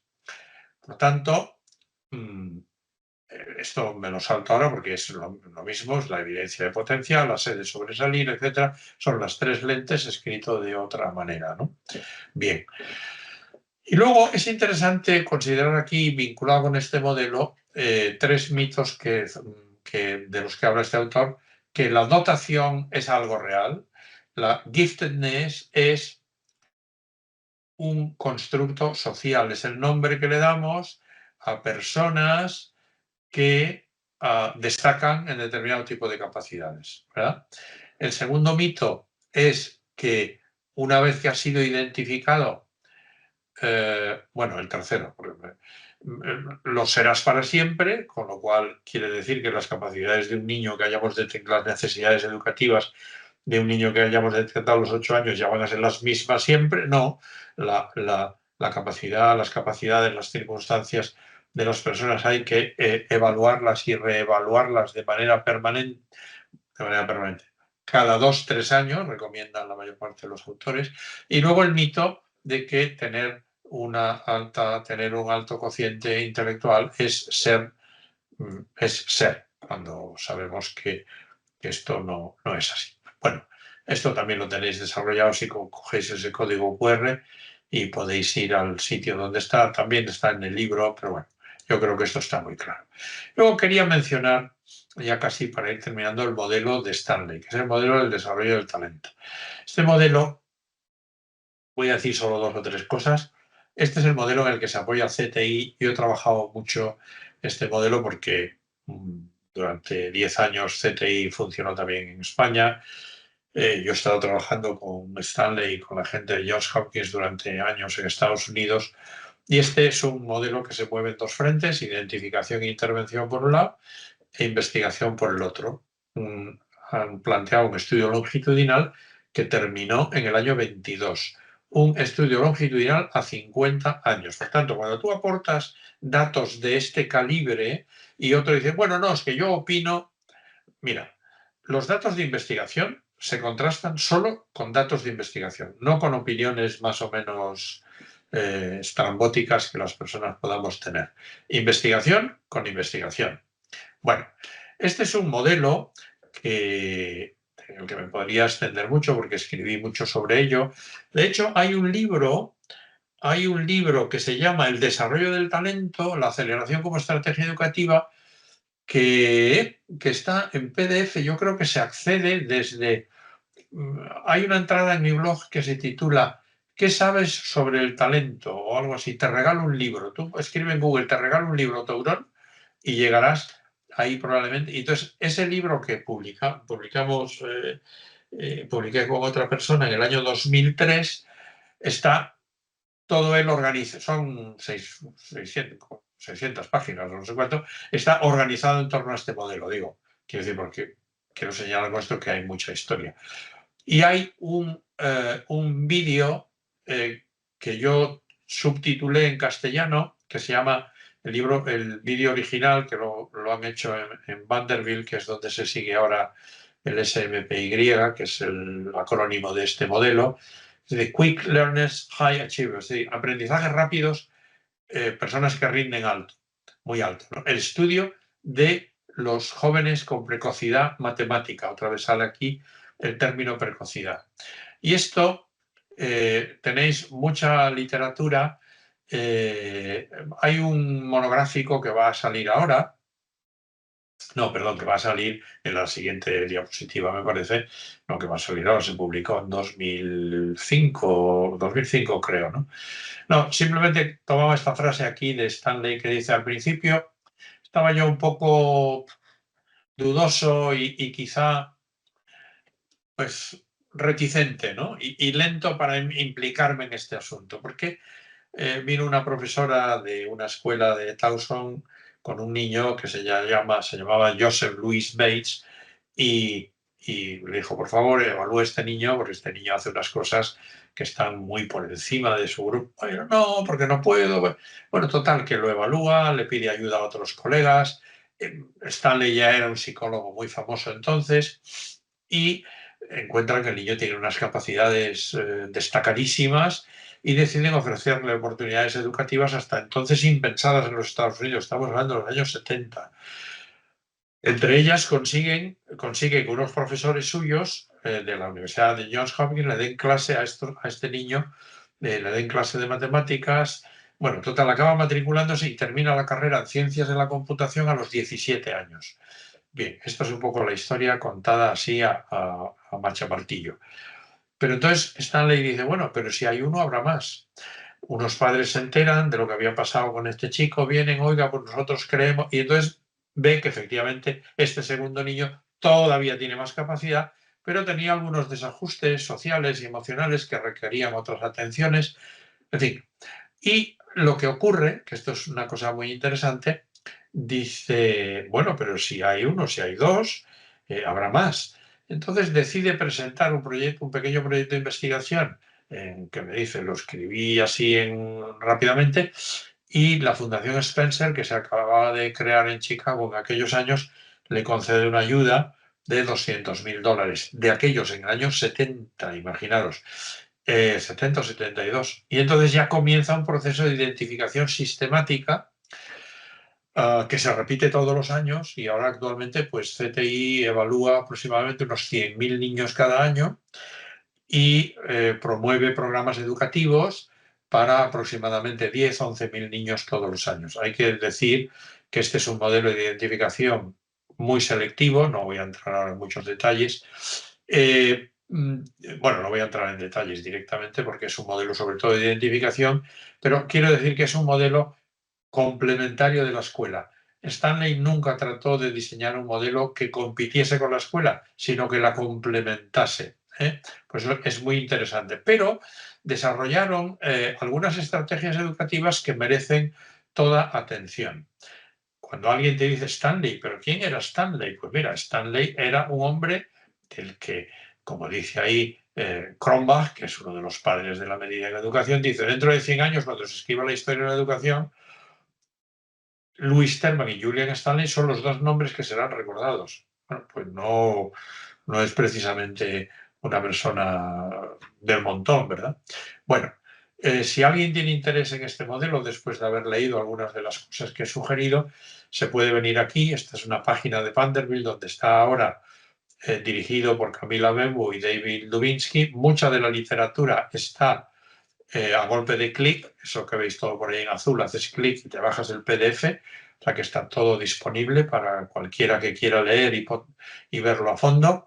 Y los dos grandes artífices de la dirección de este proyecto ahora son Camila Bembo, que fue doctoranda con Julian Stanley, fue una de sus alumnas preferidas y fue la que le animó a que hicieran este estudio longitudinal, y luego el profesor David Lubinsky. El interés que tiene este modelo es que está directamente orientado a esta estrategia de intervención que es el optimal match, es decir, tenemos que conseguir un ajuste del currículo para que tenga un nivel de reto y de estímulo adecuado a las condiciones demostradas de ritmo y nivel de aprendizaje de los estudiantes. La velocidad de aprendizaje es muy importante en todos los modelos, en este también. Y luego hay una estrategia de test diagnóstico y instrucción prescriptiva. En síntesis, yo lo he traducido, lo he recogido en el libro, hay un artículo de Julian Stanley donde se explica todo esto de maravilla, que dice que a los niños hay que enseñarles solo lo que no saben. Y los niños de alta capacidad están más que hartos de que los profesores pretendamos enseñarles cosas que ya saben. Y hay muchos estudios, algunos estudios en los Estados Unidos, que muestran que muchos niños de alta capacidad cuando empiezan el curso, en septiembre, ya conocen el 80% del currículo de ese año, antes de empezar. Por tanto, decidme si la edad puede ser un criterio para... Perdón, que me he ido para... Pues ya se ve que no. Todo esto es muy interesante y tiene muchas repercusiones también para la escuela. Bueno, esto ahora ya no me dice los alumnos con alta capacidad de son como, hay aquí 8 o 9 principios que se vinculan con esto. Solo voy a leer alguno y lo demás pues, se puede ver más despacio luego en el vídeo. Los alumnos con alta capacidad necesitan programas con un nivel de reto adecuado si han de desarrollar su potencial. Es decir, que el potencial de un pianista, de un tenista, de un ciclista, de un niño que aprende matemáticas, de un geómetra o de lo que sea, no se va a desarrollar. Esto en el fondo es la zona de desarrollo proximal de Vygotsky. Los niños necesitan un nivel de estímulo, de reto, que les atraiga. Si el reto es excesivo, tendrá la sensación de que no llegan y por tanto abandonarán, se sentirán frustrados.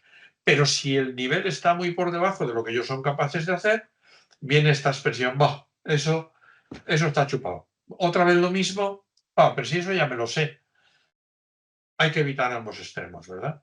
Por eso este modelo tiene una estrategia de identificación que es muy interesante, que es el modelo que tiene esta fase del out of level, del que yo creo que os hablarán también. En general, me quedo en este punto 4 y lo que viene después lo voy a saltar. Los estudiantes más capaces varían mucho en sus capacidades, conocimientos, intereses, motivación, objetivos, personalidad y preferencias de aprendizaje. Es decir, cada persona es única e irrepetible. Esto ha salido ya varias veces, ¿verdad? Bueno, esto, como decía, me lo voy a saltar ahora.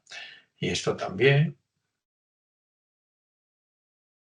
porque sí que y voy aquí porque ya quiero terminar, porque quiero dejar un tiempo para que podáis preguntar algo. El tema de la atención a la diversidad, el desarrollo del talento en el aula, el modelo de TPI lo tenéis en este artículo de la Revista Española de Pedagogía, si alguien quiere verlo con más detalle. Si alguien quiere profundizar más todavía, hay un número monográfico que yo edité sobre el Center for Talented Youth, sobre este modelo, donde escribe Stanley, escribe la gente de Hopkins, la gente de otras muchas universidades americanas, gente que puso en marcha este modelo con diferentes variantes y cuáles son las evidencias de investigación que han encontrado. También sobre este modelo hay otros artículos y otros capítulos de libros, como este de Brody, este otro que yo escribí con Marta en Talent and Excellence hace unos años, donde tratamos de resumir un poco esto. Este es el libro que decía antes, no me acordaba porque lo había puesto aquí, El desarrollo del talento. Esto vais ahí, os lo bajáis y si os interesa y lo tenéis y punto. Y ya está. Luego, también en el monográfico que ya he citado 3 o 4 veces, salen este tema. Esta es investigación publicada que hemos hecho sobre la importancia del auto-level, la identificación de los más capaces. Como es un tema de identificación aquí, no lo voy a tocar, pero que es muy importante porque no solo hace falta saber que los niños tienen talento, tienen capacidad, sino cuál es el grado de su capacidad. Y lo que suele ocurrir, por decirlo de una manera rápida, es que las personas muy capaces, con los test que están diseñados para gente de su edad, el test no tiene capacidad, no tiene suficiente dificultad y por tanto no tiene suficiente capacidad de discriminación y por lo tanto hace que veamos como iguales niños que son distintos. Es como si fuéramos a tallar a todas las personas, pero tuviéramos nada más que ¿cómo se llame? Una cinta métrica de 1,50 m y todos los que están por 1,50 m, pues pones 1,50 m porque no podemos entender. Bueno, esto es un ejemplo un poco tonto, pero se me entiende, ¿verdad? Bueno, también hay un tratamiento bastante extenso en un capítulo 9 del libro este Identificación y Evaluación, que seguro que Pfeiffer señalará muchas veces en su sesión, que no está en el libro original y que yo quise escribirlo para añadirlo en esta edición española de este libro como un tributo mío personal a Julian Stanley, ¿no?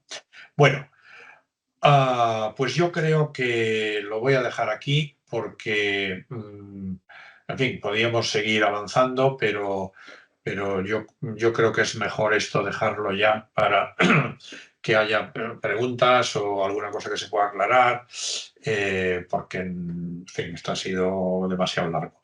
En fin, espero que mínimamente os haya interesado y si no, siempre podéis volver y ver algunas de estas cosas. Sobre todo lo que es interesante aquí es, me parece a mí, luego ir a las fuentes, ¿no? Yo quiero profundizar en esto, quiero profundizar en lo otro.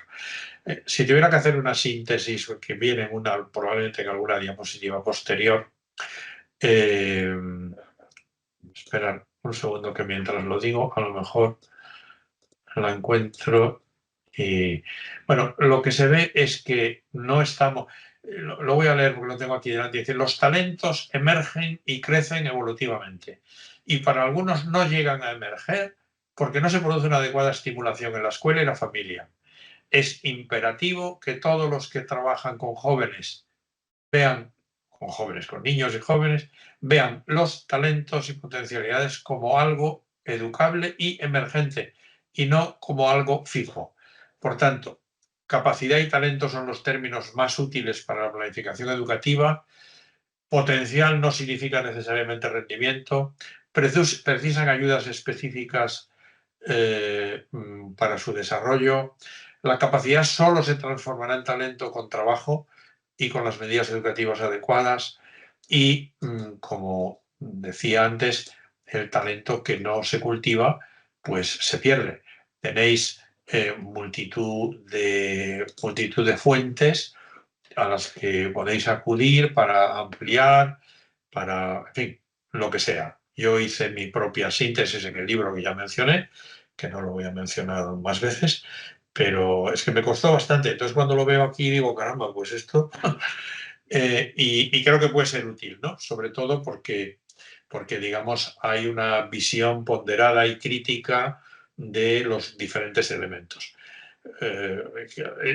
Creo que pensando en la escuela, pensando en vuestra comunidad, pensando en el proyecto de identificación, la guía que se está preparando y que he visto fraccionadamente en algunas cosas, me parece que tenéis entre las manos un broche de oro para marcar un antes y un después en el sistema educativo.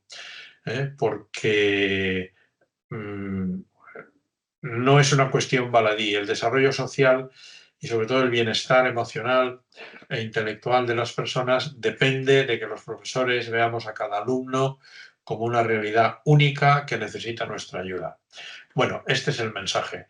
Y el hecho de que aquí haya 999 más, es decir, que hay más personas ahí que me han estado escuchando todo este rato, pues os hace verdaderamente heroicos. No hay reto después de esto que se os resista. Bueno, Señor Juanjo, sí. Tourón, si tenemos alguna pregunta, si le parece, bueno, he Venga, ido seleccionando, se las formulo, ¿vale? venga. Vamos a ver.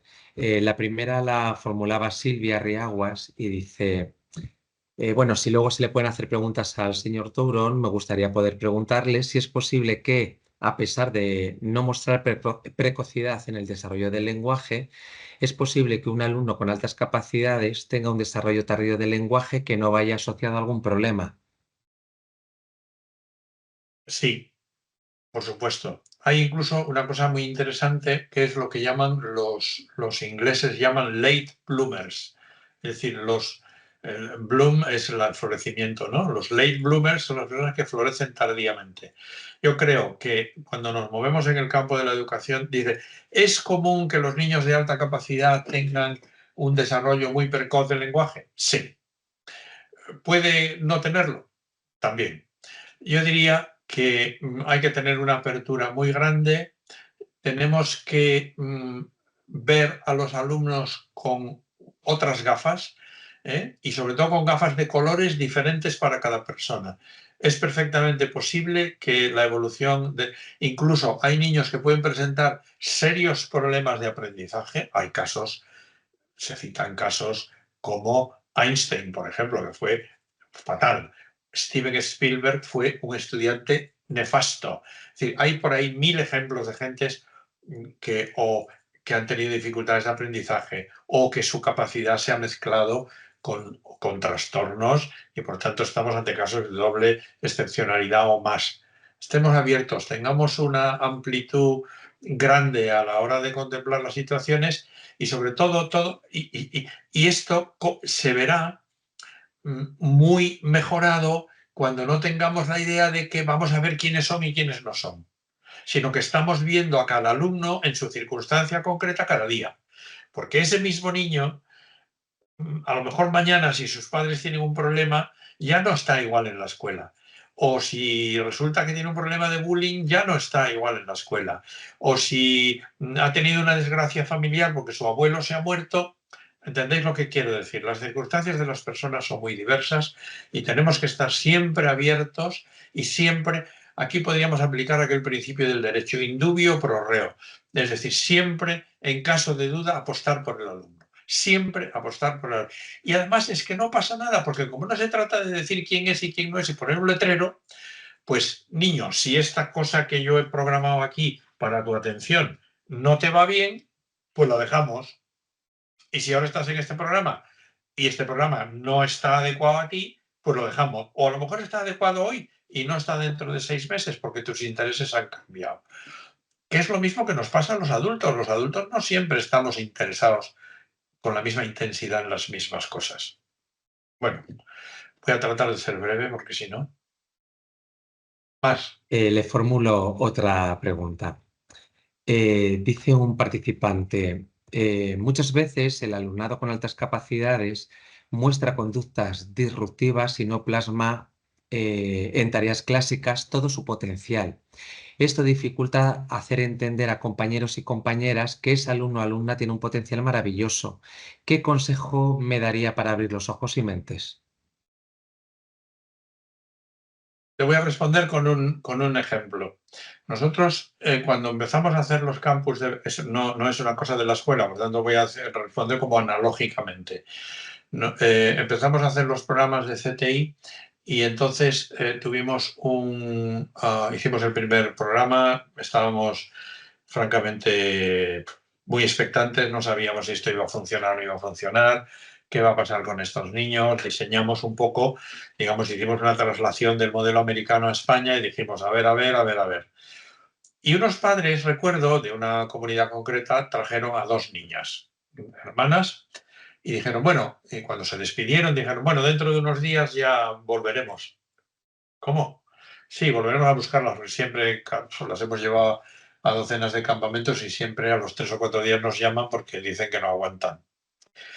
Y entonces los padres efectivamente llamaron a los pocos días y preguntaban a quienes atendían el campus, yo.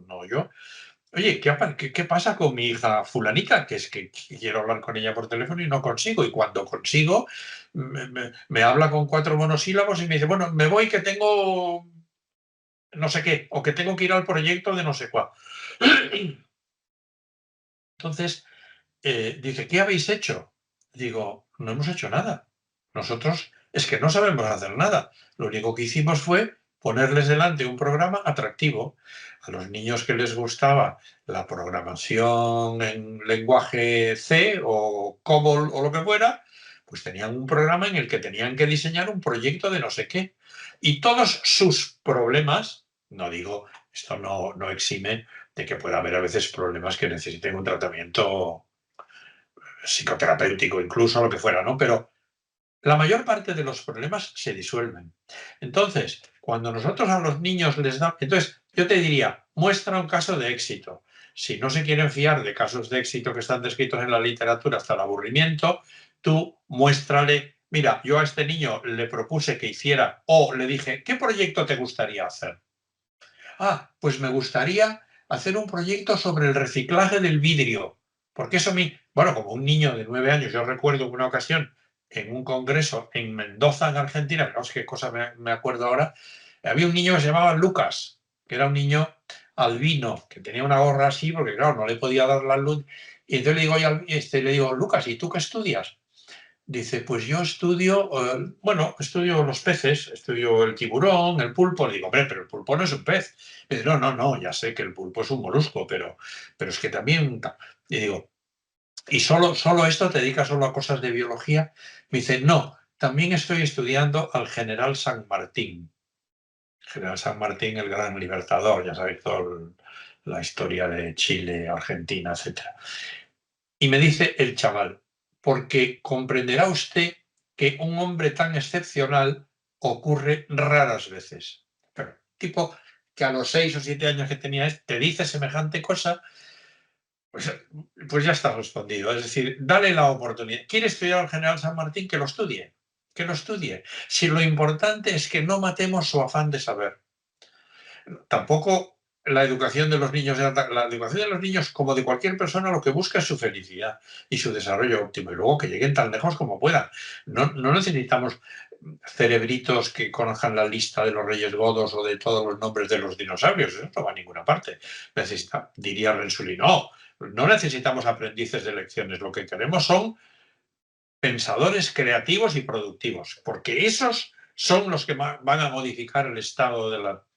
¿Cuántos niños de no sé qué edades querrán ahora estudiar el problema meteorológico que ha desencadenado el drama que acabamos de vivir estos días en España? O que quisieran estudiar o hacer un proyecto de cómo, que sería un proyecto de energía hidráulica y no sé cuál, de cómo se podría canalizar las aguas. ¿Me entendéis lo que quiero decir? Entonces, se van a convencer. Y la mejor manera de convencer es que vosotros mostréis casos de éxito. Trabajáis en una comunidad, sois cientos de profesores, pues documentar brevemente. Seguro que tenéis una newsletter o algo donde uno puede comentar una experiencia, poner un caso, contar algo que ha ido muy bien con no sé qué. Y yo he puesto estos ejemplos de ciencias porque al final no puedo olvidar que soy biólogo, pero si no, podríamos poner ejemplos de literatura, de teatro, de historia, de lo que fuera, ¿no? Bueno, más. Le hago un par de preguntas relacionadas con con las metodologías activas a la que está haciendo en algunos puntos de su exposición alusión. Dice Alisa, actualmente ejerzo de profesora de PT, tengo un alumno diagnosticado, evaluado como altas capacidades, sin embargo, aún aplicando distintas metodologías activas, gamificación, flipped classroom y múltiples formas de evaluación, alejándose de las tradicionales, no consigo estimular su rendimiento. Desde casa o desde la familia tampoco apoya esto. ¿Qué podría hacer? Y luego también relacionado con esta, José Fermín dice, ¿sería correcto afirmar entonces que es más fácil detectar altas capacidades desde materias de razonamiento que desde materias memorísticas? Sí, sí, porque yo creo que es más sustantivo esto, o esto último que se ha dicho. El razonamiento es para la inteligencia es más sustantivo que la memoria. Yo me puedo aprender la lista de los reyes godos porque tengo una estrategia concreta. Hay unos tipos en Corea o no sé dónde que incluso hay ¿cómo se llama? Un concurso mundial de tipos que se han aprendido las cifras decimales del número pi. 3, 14, 15, no sé cuánto, tal, y me parece que hay tipos que han llegado hasta no sé cuántos miles de cifras, ¿no? Y desarrollan unos algoritmos. Eso es una actividad muy espectacular, pero absolutamente inútil. Eso no sirve para nada. Pero razonamiento, uso profundo del lenguaje, visión relacional de las cosas, eso da mucha más pista. Normalmente cuando una persona tiene una capacidad intelectual densa, suele tener visiones globales, visiones de conjunto. Eso cuando se estudian las características de los niños de alta capacidad, todo esto se ve, que yo aquí ni lo he tocado, ¿no? Pero tenía una primera parte de la pregunta que me parece que me la he olvidado. Sí, era una docente que decía que Sí, sí, trabaja, sí. desempeña Bueno, como vamos a ver. PT. Tú le has preguntado, yo diría, claro, con estos datos es imposible dar una respuesta. Es decir, porque no tenemos, quiero decir, no tenemos un teclado. Pues ya he pulsado 60 teclas, me quedan 12. Pues bueno, pues pulsa esas 12, a ver si con alguna acierta. A veces no acertamos.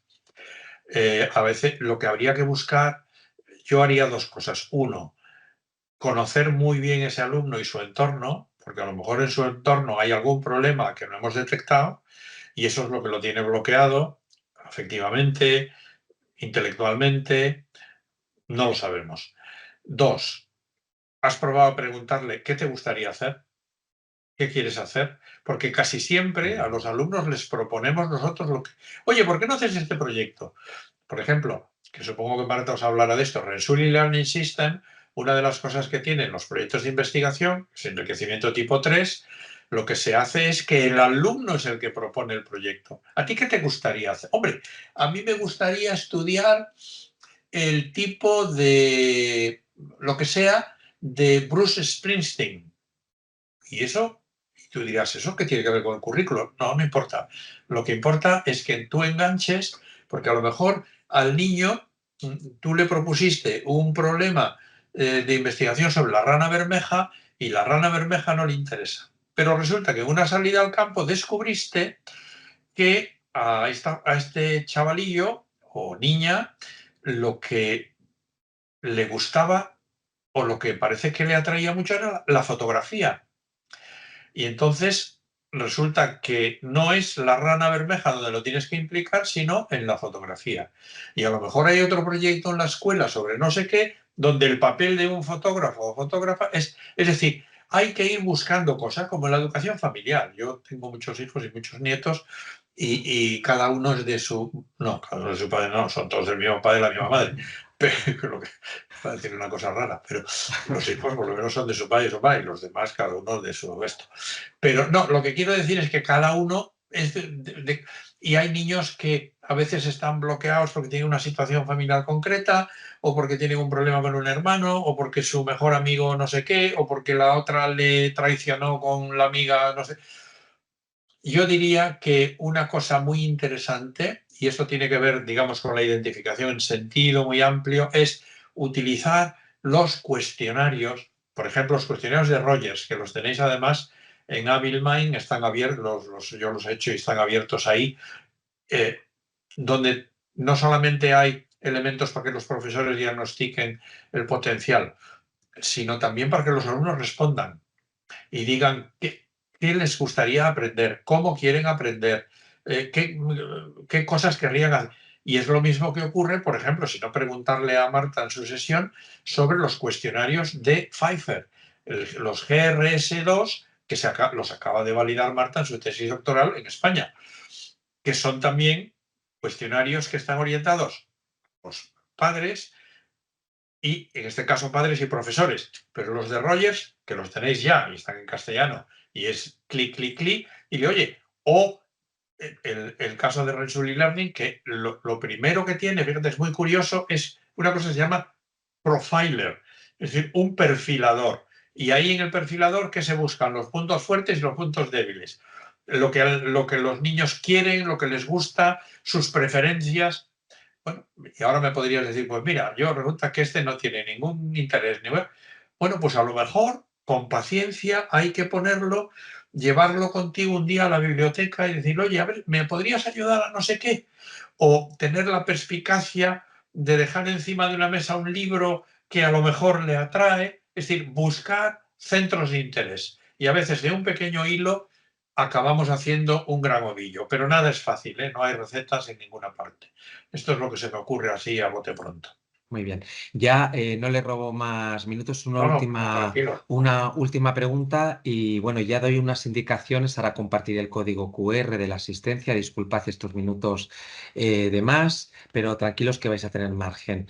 Una última pregunta, señor Tourón. Mire, dice Ana Vanessa Ocaña.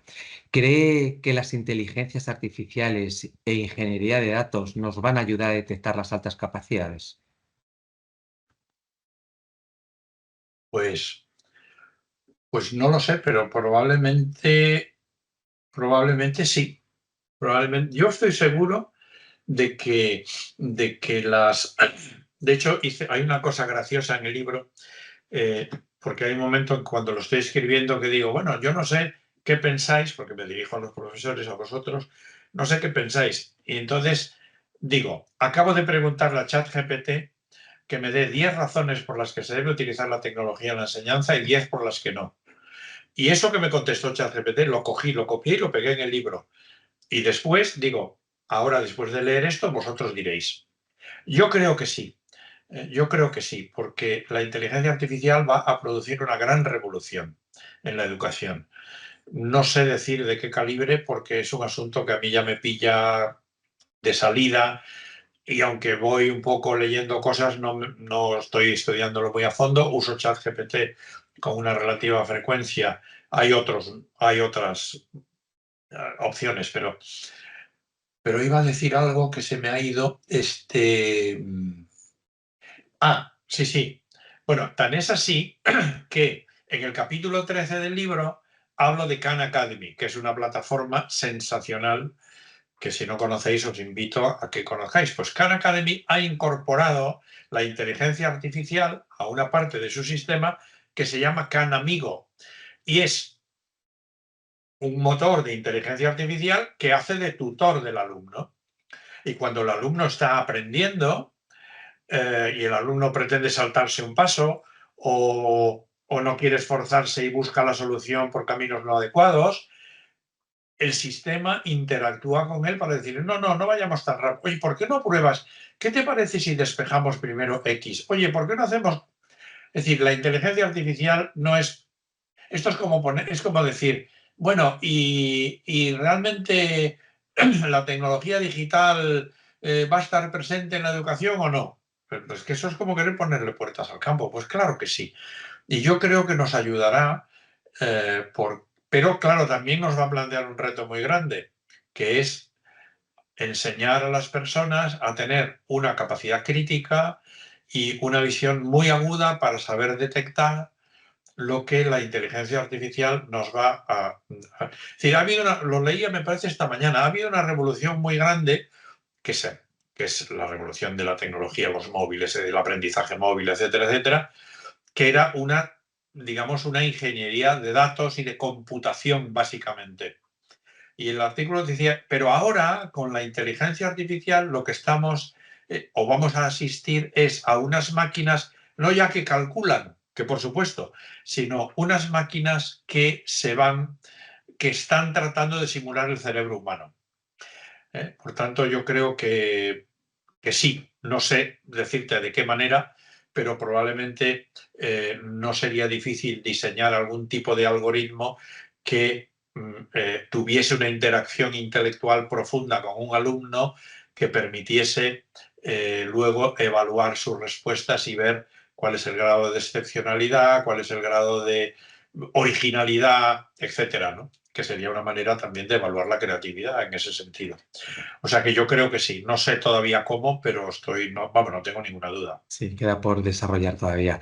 Pues Sí. nada, señor Terón, muchísimas gracias. Bueno, Bueno, un le placer. transmito toda la cantidad de intervenciones que está viendo ahora. Se nos han quedado preguntas en el tintero, pero un poquito por también cumplir el horario, también por dejarlo usted Sí. descansar.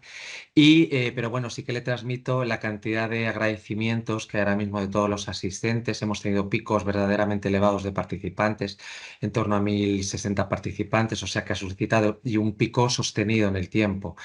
Y bueno, pues ahora Muchas se está gracias. reproduciendo multitud de agradecimientos y felicitación por la ponencia porque realmente la encontramos verdaderamente interesante. No le robo Muchas más gracias. tiempo. Muchísimas gracias, Bueno, señor ha Tourón. sido un placer y yo os animo a seguir en esta ruta porque creo que tiene que ser muy ilusionante. Así que adelante y si puedo colaborar de alguna forma, pues encantado de hacerlo. Muchas gracias. Hasta la próxima. Gracias a usted, Adiós. insisto. Adiós. Me quedo unos minutos más. Yo puedo Sí, salir ya, ¿verdad? usted tranquilo, sí, Bueno, sí, sí, no se preocupe. adiós. Muchísimas gracias, Adiós. caballero. Gracias a todos. Un abrazo. Mirad, creo que estoy compartiendo ya el código QR. No quería interrumpir al señor Tourón, pero sí que voy a dejar compartido el código QR unos minutos más, cuarto de hora si es necesario, para que tengáis tiempo más que necesario para registrar vuestra asistencia. Los que lo hayáis hecho ya a través del enlace que hemos compartido en el chat de preguntas y respuestas, es el mismo cuestionario, no hace falta que lo repliquéis. Pero sí que si hay alguien que no tiene acceso a este enlace o al chat, dejo unos minutos como digo, 15, 20 minutos más para que podáis registrar vuestra asistencia a esta sesión y, y que luego podáis, por tanto, certificar esta formación junto con el resto de sesiones. Muchos de vosotros, de vosotras habéis preguntado sobre si se va a compartir la presentación, las diapositivas, el documento que ha estado compartiendo Javier Tourón. No, no tenemos autorización. Sin embargo, sí que vamos a facilitaros la grabación.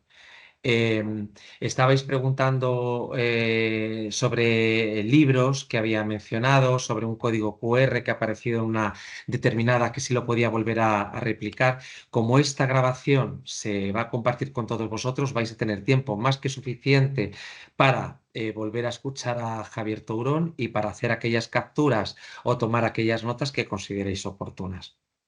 Las grabaciones, una vez que las editemos y las acondicionemos, las vamos a compartir, las subiremos al canal de YouTube del Centro Regional de Formación del Profesorado, del CRFP, y las compartiremos con todos los centros que forman parte de la red de pilotaje.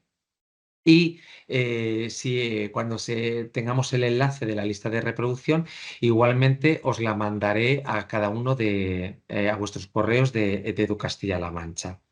Igualmente, estas grabaciones estarán disponibles y en abierto, como digo, en el canal de YouTube del CRFP. También, bueno, tranquilizaros porque, como dijimos al principio, accedéis a esta sesión por el número de participantes. Accedéis sin cámara y sin micro, únicamente la forma de interacción es a través del chat de preguntas y respuestas. Es la única forma que tenemos de asegurar que la conexión es buena y con la suficiente calidad para que llegue a todos vosotros. También habíais dicho que los que estáis a través del teléfono móvil, que cómo lo podéis hacer. Pues o bien desde el chat de PIR, preguntas y respuestas, pinchando en el enlace, si no tendréis que utilizar otro móvil en los próximos minutos para acceder a este cuestionario. Sin haber cumplimentado el cuestionario de asistencia o bien a través del enlace o a través de este código QR, no podréis certificar la asistencia a esta sesión. Por último, también sabéis, y en algún momento el consejero, bueno, lo dijo, también el señor Tourón ha hecho referencia, la sesión de la semana próxima estará a cargo de Steven Pfeiffer y la tercera, la del día 20, a cargo de Marta Tourón, que hará referencia de una forma extendida durante 3 horas a todo lo que es la respuesta educativa, que muchos de vosotros habéis hecho referencia en las preguntas y en el chat. Únicamente una cosa, la sesión de la semana que viene, la que se llevará a cabo con Steven Pfeiffer, es una sesión que técnicamente es bastante compleja, puesto que se va a hacer con traducción simultánea. El señor Pfeiffer hará su intervención en inglés e intentaremos que esta sesión esté traducida de forma simultánea en los subtítulos o en subtítulos que aparezcan de forma, pues eso, simultánea a su intervención. Con ello lo que os quiero decir es que quizás necesitemos algún minuto más para comprobar que todo está preparado para, pues para poder hacer esta traducción simultánea. Os ruego la semana que viene, si en vez de empezar a las 4 empezamos a las 4:05, es porque seguramente tendremos alguna dificultad, pese a que llevamos y tenemos algunas pruebas previas, pero siempre hay algún problema técnico de conexión. Entonces sí que os pido algo de margen para que cuando empecemos a emitir sea de la mejor forma posible y para que la ponencia no esté interrumpida y se pueda garantizar pues esta conexión. Entonces, pues de entrada os agradezco esa flexibilidad. Os agradecemos desde el centro regional esta posibilidad. Nada, yo no, igualmente, pues nada, voy a dar la sesión por concluida, voy a cerrar mi cámara y únicamente, como os digo, voy a dejar, son ahora mismo las 6:15, voy a dejar hasta las 6:30 compartiendo pantalla con el código QR para dar margen más que suficiente para que tengáis tiempo de acreditar la sesión de hoy.